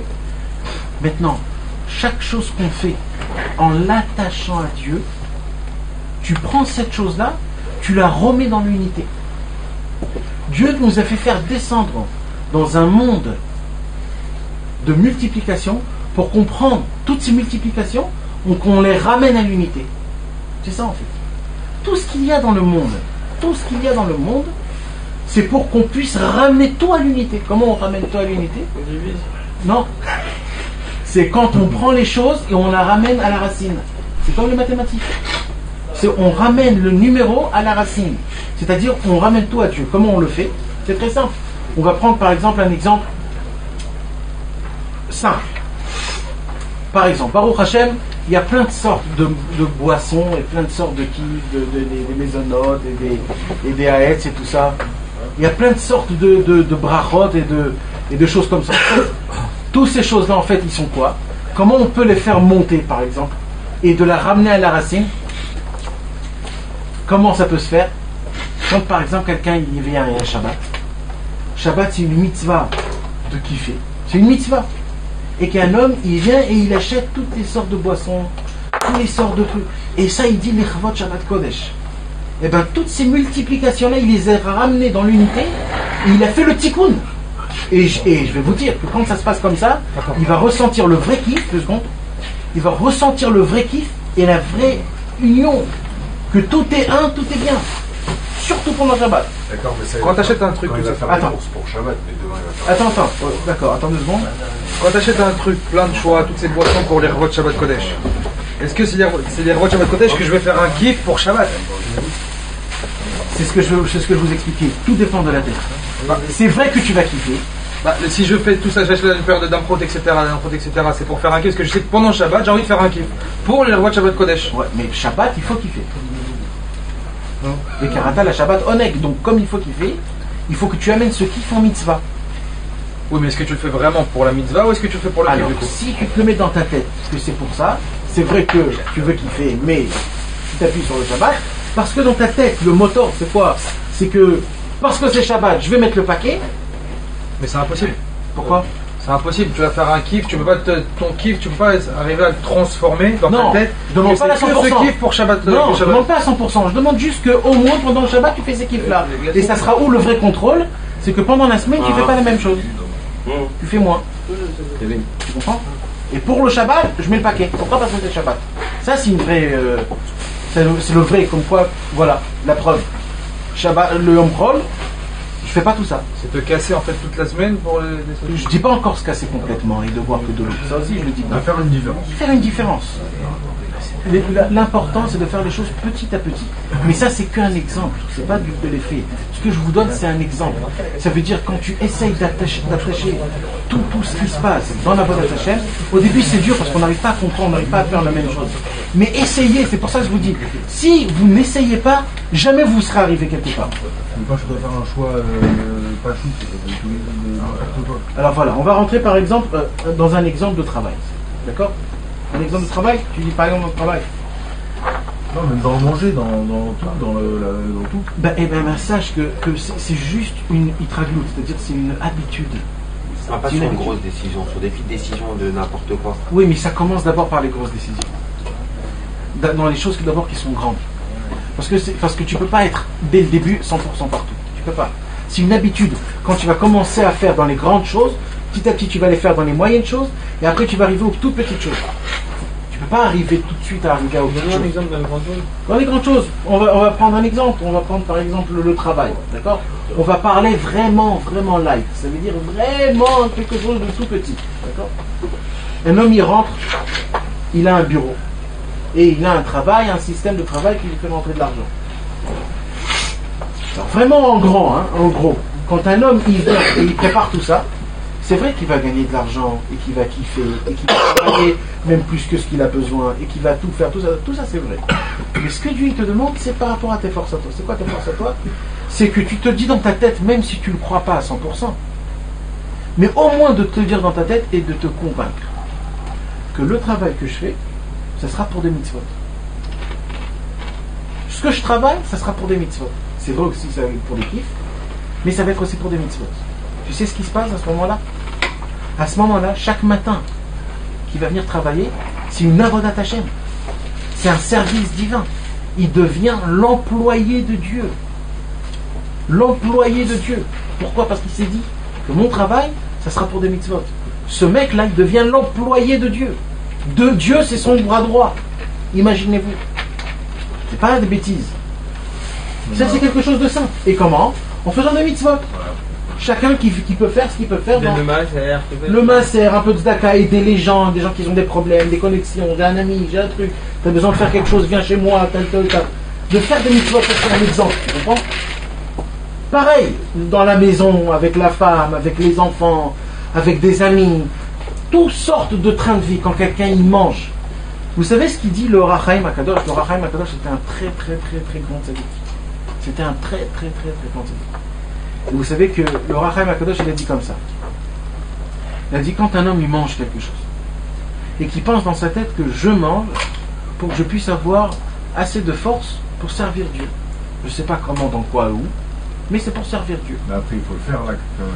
Par exemple, je Non, mange pour pouvoir être en forme. Non, c'est ce qu'il te dit non. C'est C'est ce qui te dit que non. juste d'y penser. Juste d'y penser. Parce qu'un juif, il est rempli de mitzvot. Et ça aussi, c'est un cours qu'il faudra le faire parce que le problème, c'est qu'on se croit trop nul et trop naze. Et qu'on est trop. Parce que vraiment, on dirait que vous voyez comme si vous avez rien, que vous êtes. Et c'est faux en fait. C'est faux, c'est de la bêtise. On est rempli de bonnes choses, de bonnes réactions, de bonnes volontés, de bonnes. Et on ne le voit même pas. Ça fait Kabbalah le film sur l'action.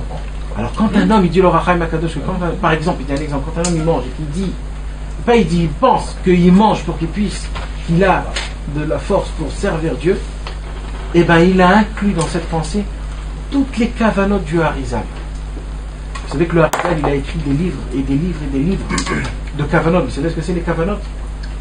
Attention. Les kavanotes c'est des choses de Kabbalah, de Yudke Vavke, les noms de Dieu, des accomplissements, des trucs de très haut et très forts qui ne sont pas du tout de notre. Et bien, juste en pensant cette pensée-là, le Or HaChaim Akadosh dit qu'on fait rentrer tous ces noms de Dieu et tout ça, rien que dans ce manger-là. Ça veut dire qu'on mange exactement comme les tzadikim ils mangeaient il y a 2000 ans. Non, parce qu'aujourd'hui ou quoi? Hein? Désolé, aujourd'hui aussi. C'est ce que je dis. Aujourd'hui.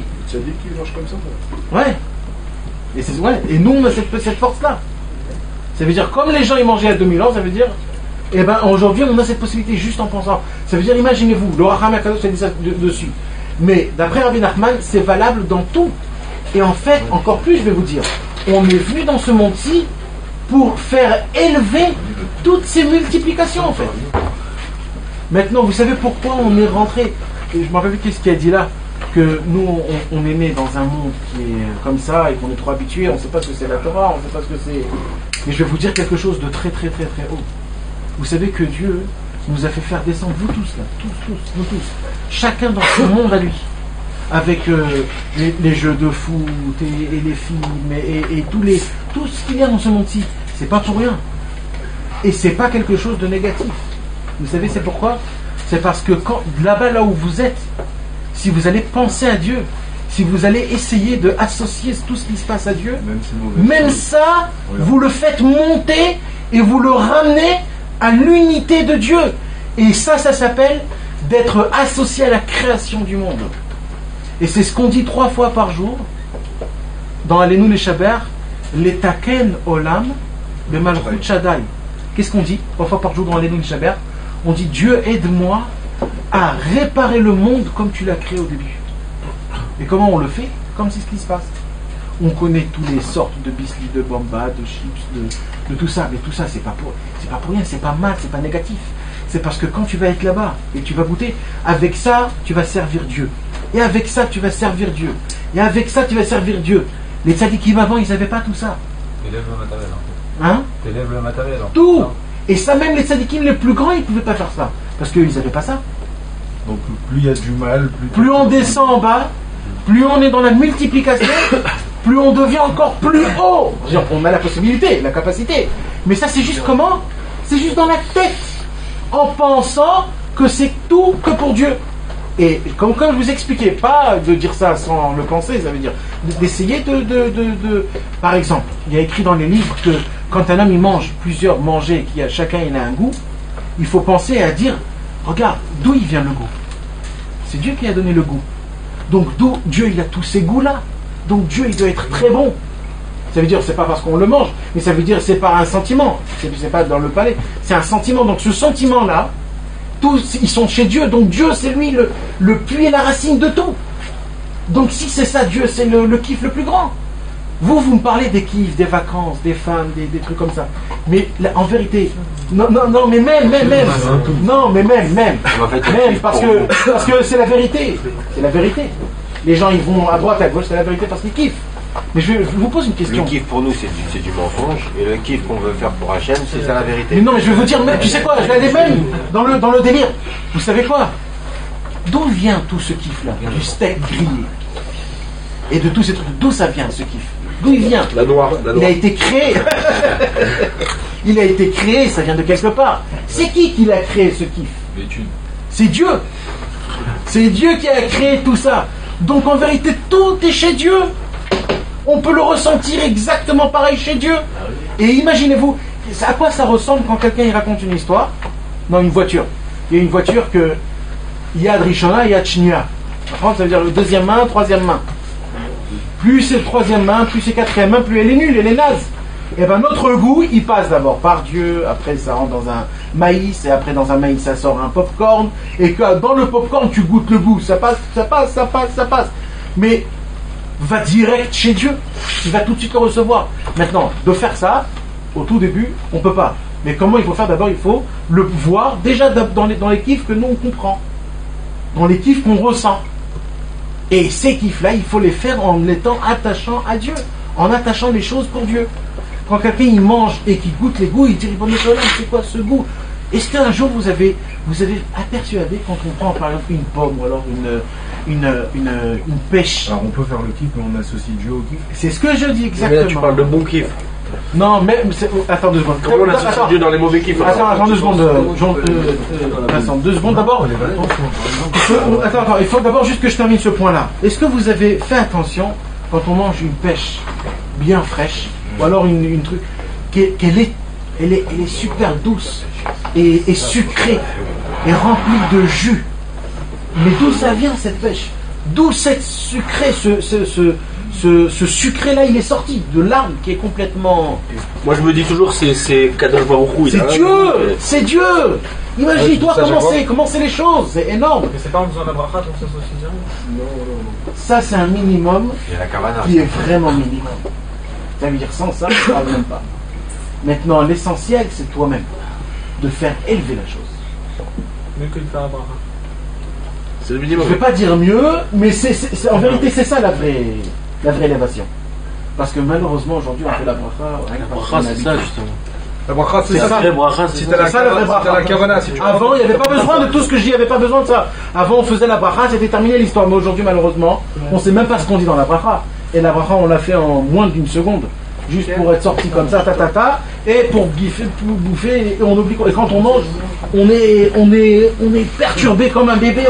On veut essayer d'attraper tout, de goûter à tout, et de manger tout en une seule fois, et d'essayer de tout rentrer, de tout avoir. On n'est pas du tout dans notre assiette. On est complètement dans l'assiette. C'est ça en vérité. Et c'est ça le problème. Donc, si la personne elle-même, elle se fait. Et c'est aussi, entre parenthèses, c'est la même raison de Hitbodedut. Pourquoi Rabbi Nachman nous a demandé de prier Hachem? Parce qu'en vérité, normalement, ça serait suffi de prier Shacharit Mincha Arvit. Mais notre Shacharit Mincha Arvit, il est complètement bâclé, on ne sait même pas ce qu'on dit. C'est pour ça qu'il faut revenir à la racine. C'est quoi revenir à la racine? De commencer à parler à Dieu ouvertement, ce qu'on a dans notre cœur. De faire ce que c'était avant. Ça, c'est entre parenthèses. Maintenant, pour ressentir tout ce que je vous ai dit, essayez de faire ça. D'essayer de associer tout ce qui se passe avec Hachem. En pensant à Kadosh Baruch Hu. Et si c'est du mal? Alors, maintenant, viens, on passe. Donne un exemple. N'aie pas honte. Donne un exemple que nous tous, c'est Jouer au normal. cartes. Ouais, par exemple, jouer au cartes, quand tu vas pas associer à Dieu, à aller. C'est le bon Dieu qui a inventé les règles de poker ok, par l'intermédiaire de. Ou d'aller sur internet, ou de. l'envoi, Tu peux pas associer Dieu et alors c'est bon. Alors, Non, excuse-moi. On ne te demande pas d'associer Dieu à cette action que tu as faite. À tout. Mais par contre, ne pas oublier Dieu là. Non, lui, il demande de pas, il demande pas ça. Pas de pas oublier. Lui, il demande de faire ressentir Dieu dans tout ce que tu fais. Justement, on n'oublions pas. Quand on dit que le tchouva, l'action de tchouva est plus importante qu'un tzaddik à l'âme de. Parce que l'endroit où il est tombé, on dit Hachem il a créé le monde. Tu permets la table. Il faut voir Hachem il a créé le monde avec les 10 paroles. Un peu il vient, il dit mais alors l'endroit de la Touma, c'est Hachem qui l'a créé? Il dit oui, bien sûr, c'est Hachem qui l'a créé. Mais là, par contre, il s'est écarté complètement de cet endroit-là. Il a mis un voile beaucoup plus grand, beaucoup plus épais. Et lui, il est sorti de là-bas, Hachem, mais c'est lui qui l'a créé. Et quand tu vas le redécouvrir à cet endroit-là où tu es en train de faire le péché, tu te rappelles d'Hachem, tu vas chercher une chose encore beaucoup plus loin qu'Hachem il a voulu te la chercher. Alors qu'en vrai, là, l'endroit où tu étais, où il y avait la Touma, tu as été chercher une racine beaucoup plus grande. Et une que la Tchouva, cet endroit-là, elle est beaucoup plus grande que l'endroit où même le Tzaddik où se tient. mais ça, c'est un secret qu'on dévoile pas. Je me avec Non, mais c'est bien que tu l'as dit quand même. Parce que ça aussi, c'est un enseignement. C'est la Torah de Hayé. Aïe. C'est Hayé. Parce qu'en vérité, tout Dieu il a créé. Même les boîtes, même la drogue, même les cartes, même tout. Tout c'est du cœur. Mais t'as pas répondu à sa question du coup. Je vais lui répondre, t'inquiète C'est pas. là, n'avait pas envie de Non, dire. non, Il peut revenir dans cette question. Là, il a dit que maintenant, je vous dis juste mal. une autre fois, C'est une pas autre fois. quand je vois que c'est qui. Une autre fois. Moi, Mais là, je peux pas. J'ai pas eu ma réponse. Parce qu'en petit. Mais en vérité, tout c'est Dieu. Mais dans ces mauvaises choses-là, Dieu il est complètement caché, on ne le trouve pas. On ne peut pas trouver. C'est pas ça la question. La question elle est comment je vais faire. les associer avec Hachem, donc de toute façon. Donc d'abord pour répondre. En premier moment, tu ne pourras pas associer ces mauvaises choses-là à Dieu. En premier moment. Parce qu'on est trop loin. Mais on peut, hein. Déjà, quand on est prêt, c'est déjà loin. Parce qu'on a du mal à associer un bambard. On en voit qui arrive. Alors, quand on est dans la Touma, comment on peut déjà arriver à associer ça? Il y a trop de voiles, comme il dit, comme il revient. C'est ce qu'il dit à la fin au poker, ils font comme ça. Dès qu'ils voient leur carte. Que la personne qui est le plus en bas, il doit dévoiler la plus grande de Dieu en bas, plus qu'un tzaddik ne peut pas. Parce que c'est que quelqu'un qui descend en bas, tout en bas, tout en bas, tout en Oui, bas, qu'il est complètement déconnecté, il sent que maintenant il n'a plus rien avec Dieu. Et là, c'est Et là, il y a un flash qui dit, mais où tu es Dieu? Et là, au moment où il dit ça, il est monté dans des sphères, dans des mondes que les tzadikim ne peuvent pas. Ils n'ont pas cette force-là. Donc il n'a pas élevé cette Mais attends, parce que là on part dans un autre endroit là. C'est pour revenir parce que c'est important. Ouais. En premier temps, ces mauvaises choses-là, on ne peut pas associer à Dieu. Parce que c'est du mal. C'est du mal. Maintenant, ce qu'il faut faire, d'abord je vous ai expliqué d'où vient ces kiffs de cartes et de drogue et de tout ça. D'où vient tout ça? C'est parce qu'on croit qu'on veut se détendre et que ça va nous détendre. D'accord? On croit. Mais c'est faux. C'est comme je vous ai expliqué. Parce qu'en vérité, c'est quoi ce problème-là? Notre neshama, elle hurle, et tellement qu'elle hurle, notre corps, il se fatigue. Et quand notre corps, il se fatigue, on a une lumière rouge qui se réveille en haut et qui dit « Oh, j'ai besoin des vacances, une détente, un film. » Mais nous tous. Mais d'abord, il faut que vous sachiez ça, d'accord? Donc en vérité, le besoin de jeu de cartes et de tout ça, en vérité, c'est pas parce qu'on sent qu'on a besoin. Donc déjà, c'est quelque chose qu'il faut que vous sachiez. Maintenant, le concret,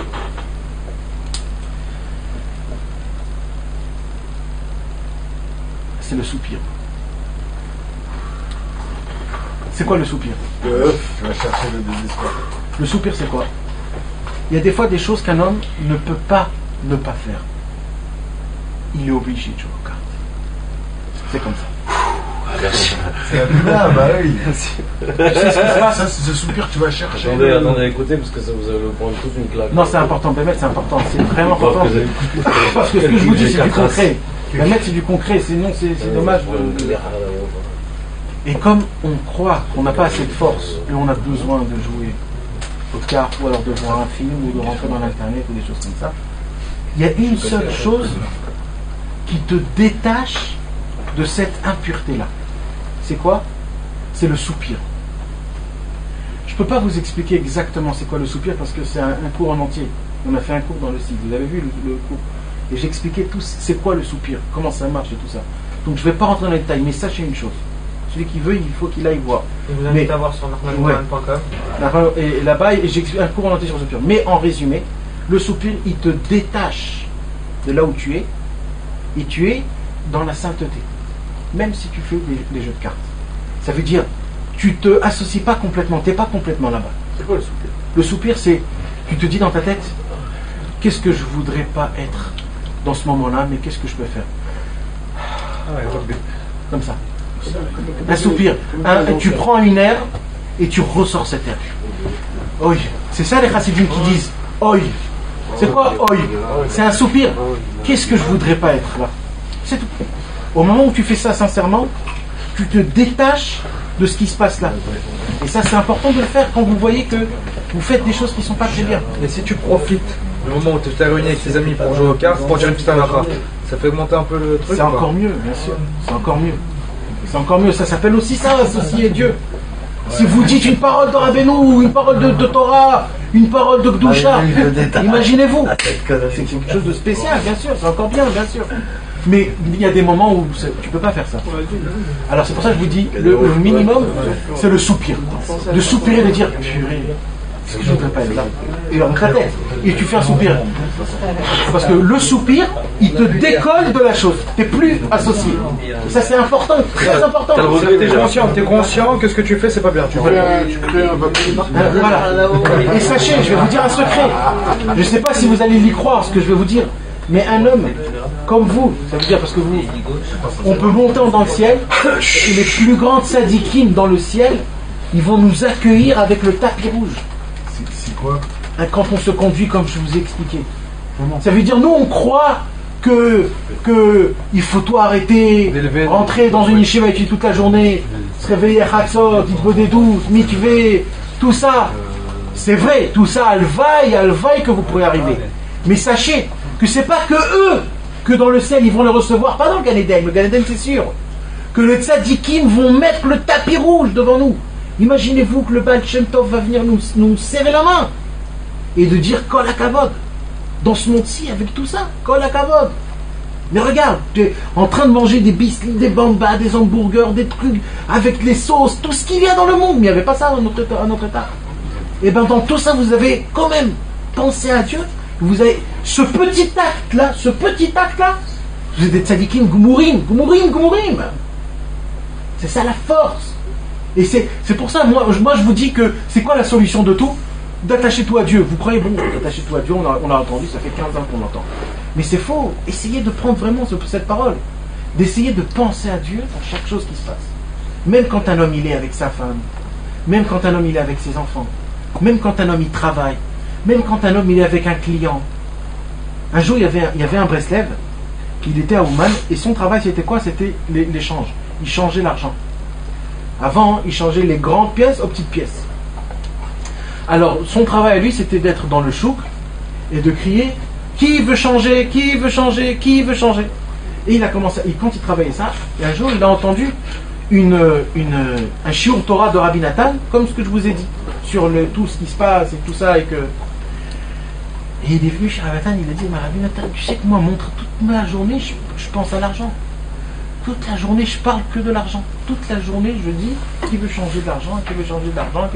Comment je peux travailler et penser à Dieu? Oui.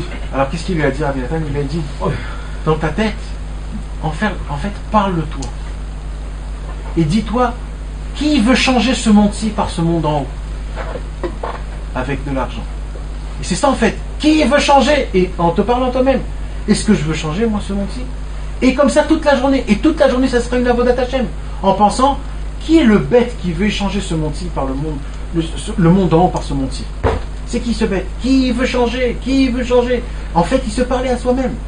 Ça veut dire, et cet homme-là, il a échangé son travail en un service divin. En un service divin. Quand il est monté dans le ciel, c'est tous les plus grands tzadikim qui l'ont accueilli. Et c'était pas un grand tzadik, hein. C'était pas quelqu'un qui étudie toute la journée, c'était pas quelqu'un... Tout ça à cause de quoi? Je vais vous raconter une histoire encore plus forte que ça. Encore plus forte que ça. Vous savez comment il s'appelle? L'ange de tous les anges. L'ange de tous les anges.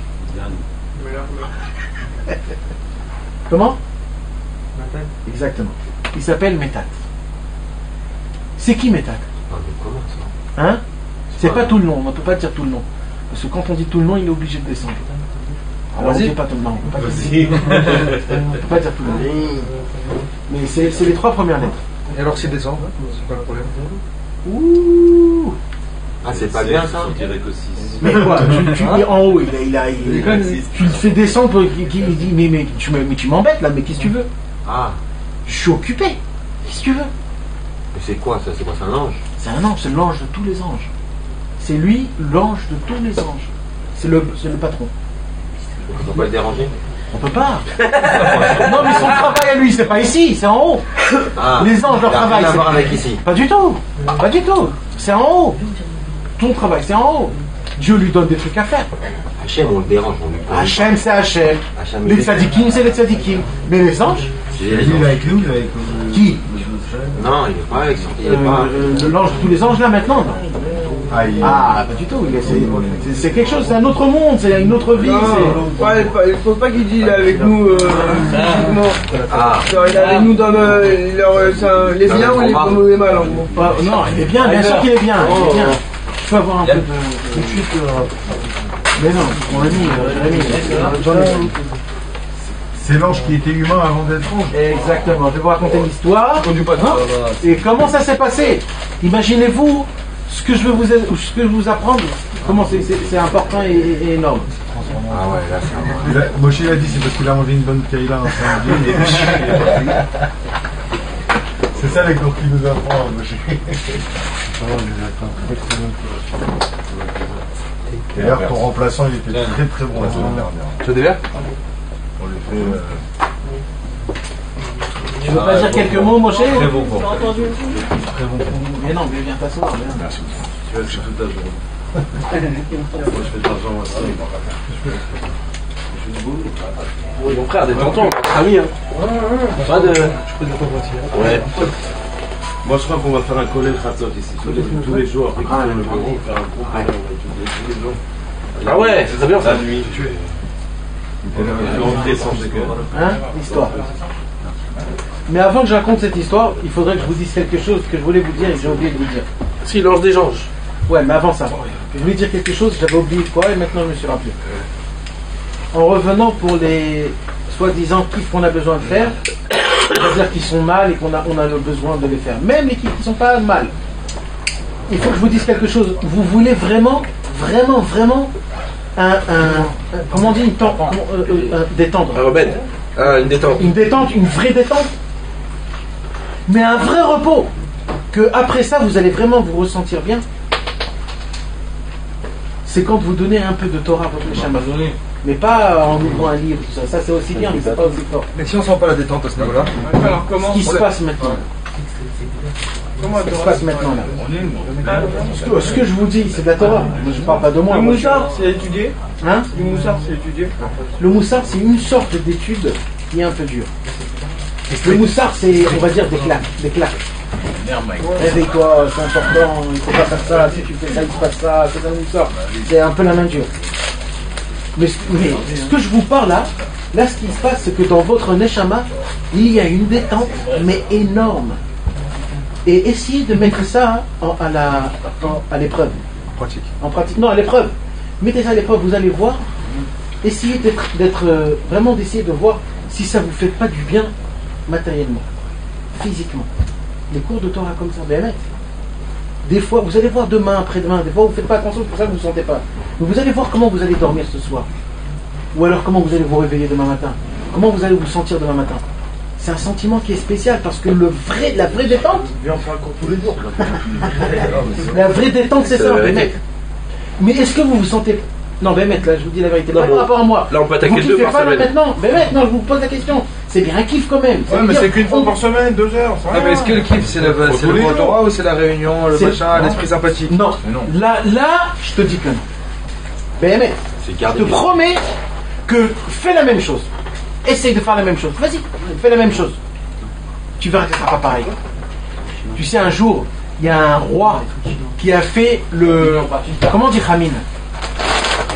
Khamin. C'est des filins. La dafina. Il y a un jour un roi, il voyait que les juifs, ils faisaient tous la dafina le Shabbat. Alors il est parti, il a goûté la dafina, il a kiffé sa race. Il a dit donnez-moi la recette. Et il a dit à sa servante, fais-moi la dafina mardi. Il a fait la dafina mardi, il a goûté, il a dit c'est horrible. Mais c'est horrible. Le couscous, je le préfère le dimanche. Toi aussi, mardi. Tous les jours, le couscous. Parce qu'il y a quelque chose. Non, c'est un exemple, ça veut dire c'est quelque chose de spécial. Le boutchou. Ça veut dire c'est vrai que même si tu vas réunir, tu vas parler, ça se peut que tu vas kiffer, soi-disant. Ça se peut. Mais pas là, je te dis, mais fourrage que non. C'est pas pareil quand il y a un shiur de Torah. Parce que là c'est la sincérité. Tu sais ce qui se passe là en relief, si tu mets des vraies lunettes, chacun de nous tous, on enlève prend le notre mal. cœur et on le met sur table. Ça, on fait bien. Et on dit voilà, c'est ça, on est comme ça. On aime quand il n'y a les pas cartes. de but. Hein? Quand il n'y a pas de but, on ne peut pas kiffer en fait. C'est ça, c'est ça. Quand tu regardes un Bah, film, il n'y a c'est- pas de but. Quand C'est il y a un but, exactement, ça arrive en c'est exactement ce que j'essaye de vous dire. C'est qu'en fait, la vraie chose, la vraie vie, c'est quand tu te mets un objectif sur chaque chose. Maintenant, des fois, tu n'arrives pas à te mettre un objectif. Alors, il faut mettre un objectif pour cet objectif. Tu comprends? Et pour revenir aussi à ce que tu as dit par rapport à. Quand tu mets Hachem, tu associes Hachem dans tes actions et dans ce que tu fais. On dit comme ça aussi que quand tu étudies par exemple 5 heures, on va dire, tu as étudié 5 heures et après tu es parti travailler. Et comme tu as ta tête un petit peu dans l'étude, ton travail c'est comme de l'étude, il est considéré comme l'étude. Ça veut dire c'est comme si tu étudiais. Quand tu travailles, tu as la tête qui est connectée avec Hachem, tu arrives à connecter un peu Hachem dans ton travail et tout ça, et ben c'est comme si tu étudiais. Tu es là, tu es en train d'étudier à la synagogue. C'est pas possible de faire ça tout le temps. Oui, mais quand tu sors d'un cours de 4 heures, Tu vas travailler, tu vas avoir une oui, mais les pensée premières pour heures, je veux dire, les premières heures elles sont plus fortes, après peut-être ça s'adoucit, c'est de moins en moins, mais. C'est-à-dire pour en gros, faut se forcer chaque action avant de faire ton action. C'est juste le minimum. Ah, avant, que de- pendant, tout le temps. Non mais ça veut dire, c'est pas Pendant ton possible. action, C'est mais pas tu dis- possible. tu D'accord, fais dans l'action. d'accord. David, Oui. il y a des gens qui n'arrivent pas. C'est Non, bien c'est- ce que tu dis. Mais il y a des gens qui n'y arrivent pas. Mais On va personne essayer. n'y arrive, mais ça veut dire. Il parle d'extrémisme. Ça n'a rien à voir avec au-dessus. Ça n'a rien à voir avec au-dessus. C'est dans la globalité. C'est sûr que c'est difficile de dire tout est. Mais ça veut dire que. Il faut rentrer une étincelle de lumière dans chaque chose. Quand tu demandes. Avant, après, pendant, quand tu as envie. Mais tu le rentres en fait, parce que quand tu appelles un client, tu demandes pas au client de l'argent. Réellement, au fond de toi, tu demandes à Hachem que ça se passe bien. Non. Si tu vas chercher le client, Tu c'est normal. utilises cette carte joker, genre Dieu aide-moi pour essayer d'avoir que le client te fasse l'argent, mais t'es pas en train de penser à Dieu. Oui, mais dans le subconscient, frère. Quand Tu tu sais, je vais te raconter une petite histoire. tu fais Je vais te raconter une petite histoire. On m'a raconté ça quand. Dans les 7 jours. Tout le travail de du télémarketing, en fait, c'est l'escroquerie, c'est de faire des. Oui, Oh, t'as un mot qui s'est échappé. Tu peux y aller. Oh là, t'as été loin. Fais gaffe. Non, mais on a dit que c'est que du concret, non? C'est pas des bobards, là. La caméra.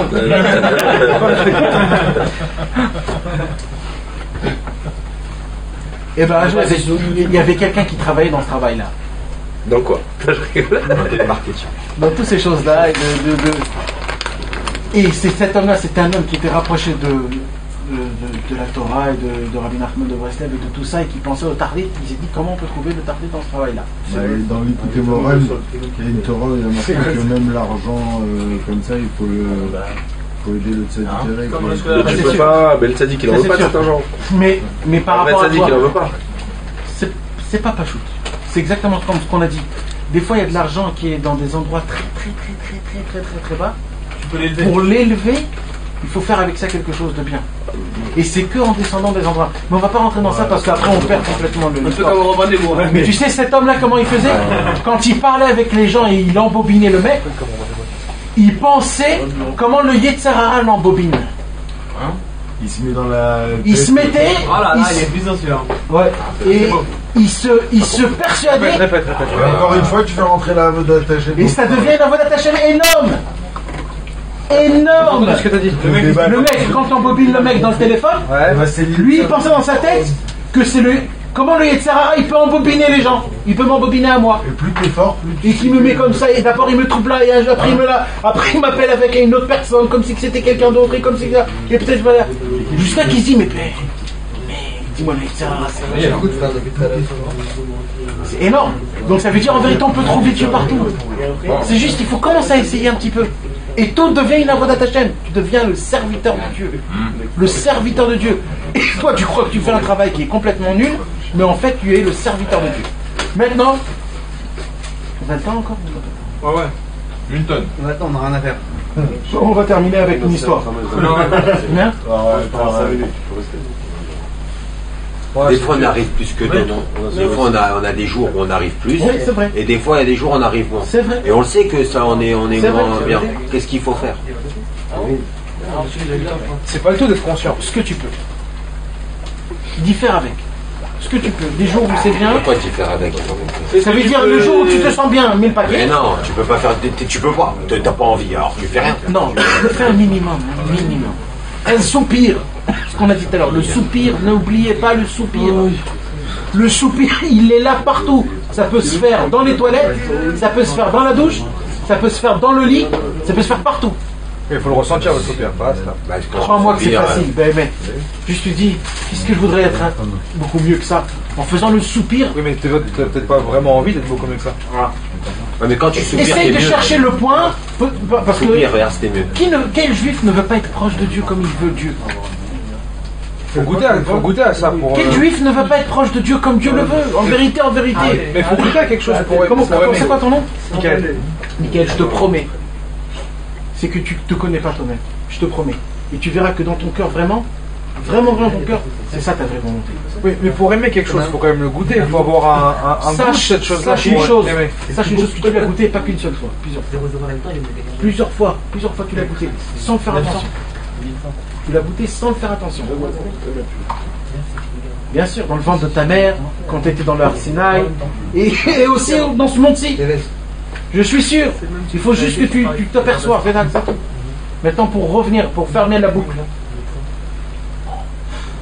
l'ange de tous les anges, l'ange Matat. Vous savez qu'avant, c'était un homme, cet ange. C'était un homme. Il est né d'une femme, un homme comme tous les hommes, comme nous tous. Comme nous tous. Et vous savez qu'est-ce qui a fait de cet homme-là l'ange de tous les anges? Son travail à lui, c'était d'être un cordonnier. Un cordonnier. Pour vous dire à peu près l'époque là où il était, c'était la 3e génération du monde. C'était le petit-fils de Adam Arishon. Il s'appelait Hanor. Il y avait des cordonniers, tu vois. Il y avait des chaussures. C'est pas comme aujourd'hui, mais il y avait des chaussures. Les gens avaient besoin des sandales ou des trucs comme ça, je sais pas comment ça s'appelle. Des sabbats. Il était des pots sur. Des pots, je sais pas, ouais, ce qu'il y avait. On va dire un cordonnier. Un cordonnier. Mais qui sur cet homme-là, c'était un cordonnier. Il réparait ces chaussures-là de cette époque-là. Exactement. Et cet homme-là, il voulait servir Dieu, mais il ne savait pas comment servir Dieu. Cet homme-là, il voulait servir Dieu, mais il ne savait pas comment servir Dieu, parce qu'avant, il n'y avait pas la Torah. Avant, il n'y avait rien. Il savait qu'il n'y avait qu'un Dieu. Et il se disait, mais comment je peux servir Dieu? Mais bon, comment je peux servir Dieu? Je veux servir Dieu. Comment je peux servir Dieu? Et lui, il connaissait rien, c'était juste un cordonnier. Eh bien, on raconte dans Sefer HaYashar, c'est écrit comme ça. Il s'est dit, bon, comme je ne sais pas comment servir Dieu, mon travail, je vais l'offrir à Dieu. Et on raconte que qu'est-ce qu'il faisait? À chaque fois qu'il prenait l'épine, c'est-à-dire l'aiguille, chaque fois qu'il prenait l'aiguille et qu'il il cousait la savate ou la chaussure, quand il rentrait l'aiguille, il disait oh, ça c'est pour Hachem. Et il fait rentrer. Araignée et cachère. Et après il faisait ça c'est pour Hachem. Ça c'est pour Hachem. Et comme ça des années. En quoi c'est pour Hachem? En rien. Mais c'était un homme qui avait tellement une envie pour Dieu. Il voulait faire quelque chose, il ne savait pas quoi. Il dit mais ça c'est pour Hachem, en honneur de Dieu. Je ne sais même pas comment. On m'a dit aussi qu'il répétait aussi le cours, le temps d'avoir son travail lui permettait d'avoir le temps de pouvoir répéter le cours et de se ressasser le cours et de penser à Hachem, quoi. Exactement. Mais c'est plus aussi la simplicité. Parce que quand on se pose trop de questions, c'est d'être simple. Plus tu es simple, Dieu il te reçoit tout de suite. Un homme simple, Dieu il reçoit tout de suite. Ça ressemble là, par exemple, on va dire, un palais d'un roi. D'accord? Dans un palais d'un roi, il y a des besoins qui sont obligés et il y a des besoins qui sont pas obligés. C'est-à-dire des en plus. Les choses qui sont obligées, c'est des toilettes, un lit, une salle à manger, une table, des chaises. Ça, le monde en entier a ça dans la maison. Même le roi, il doit avoir ça. Maintenant, le roi, parce que c'est le roi, il a besoin des choses qui ne servent à rien, mais c'est obligé parce que c'est un roi. Des super belles décorations, des tableaux, des trucs qui ne servent à rien, des lustres, des trucs comme ça. La Torah que Hachem il nous a donnée, c'est les choses qui sont essentielles dans le palais du roi de Dieu. Comme les toilettes, comme les trucs. Maintenant, les choses en plus qu'un homme il se rajoute, ce sont les décorations. C'est en plus. Et Hanor, il a décoré la maison de Dieu tellement parce qu'il faisait des choses qui sont écrites nulle part. Donc tout ce qu'il faisait, c'était cet homme-là qui le cordonnier. Matat. Hanor, lui comme il a rien fait de la Torah parce qu'il n'y avait pas la Torah, donc tout ce qu'il faisait en haut ça montait comme une décoration. Donc il a décoré tellement la maison de Dieu que Dieu il a dit lui, c'est le roi des rois. Ça va être lui le roi de tous les anges. Et comme ça il est devenu. Donc imaginez-vous, tout ce que je vous dis c'est quoi en fait? C'est de faire ce que lui il a fait. D'associer Hachem dans chaque chose qu'on fait. De penser à lui quand on peut, et grâce à ça, imaginez-vous la grandeur où on peut arriver. Où on peut arriver. On peut arriver. Et vous savez c'est quoi le plus grand problème? C'est qu'on croit que tout ce que j'ai dit, bon, c'est beau. C'est beau. Et on n'a pas la force d'y croire que c'est possible. On n'a pas assez de force de croire que c'est possible parce qu'on dit c'est trop, ou alors c'est trop facile, ou alors c'est tellement haut que Inaccessible, c'est irréel. C'est irréel. Mais croyez-moi, c'est aussi simple. Vous savez, ça va être quoi en haut quand on va monter dans le ciel après 120 ans? Ça va être quoi le plus grand guillaume? C'est pas le feu et tous les mortifications, c'est pas ça. Quand on va nous faire montrer comment c'était facile et qu'on n'a pas fait, on va avoir les boules. Mais les boules, on va se dire, mais mais pourquoi j'étais aussi bête? Mais un imbécile pareil. C'est ça le game. Quand on va nous faire montrer. C'est les regrets, les remords. C'est plus que les remords. Tu te dis, mais purée, mais c'était hyper facile. Il fallait juste que j'écoute celui-là. Il fallait juste que je fasse ça. Où est le problème de faire rentrer Dieu dans les choses comme ça? Rien que ça, c'est ce qu'il fallait faire. C'est les choses les plus simples et les plus dures. Exactement. C'est tout. C'est pour cela, quand on fait ça, sachez que si on va vivre comme ça, je vous promets que vous allez kiffer plus que tous les autres. Vous allez kiffer plus parce que votre neshama elle va être rassasiée. Chaque kiff que vous allez faire, ce sera un kiff qui va vraiment vous rassasier et vous rendre bien comme il faut. Que Dieu nous aide, qu'on puisse vivre une vraie vie, d'être content avec le bonheur et que des bonnes choses.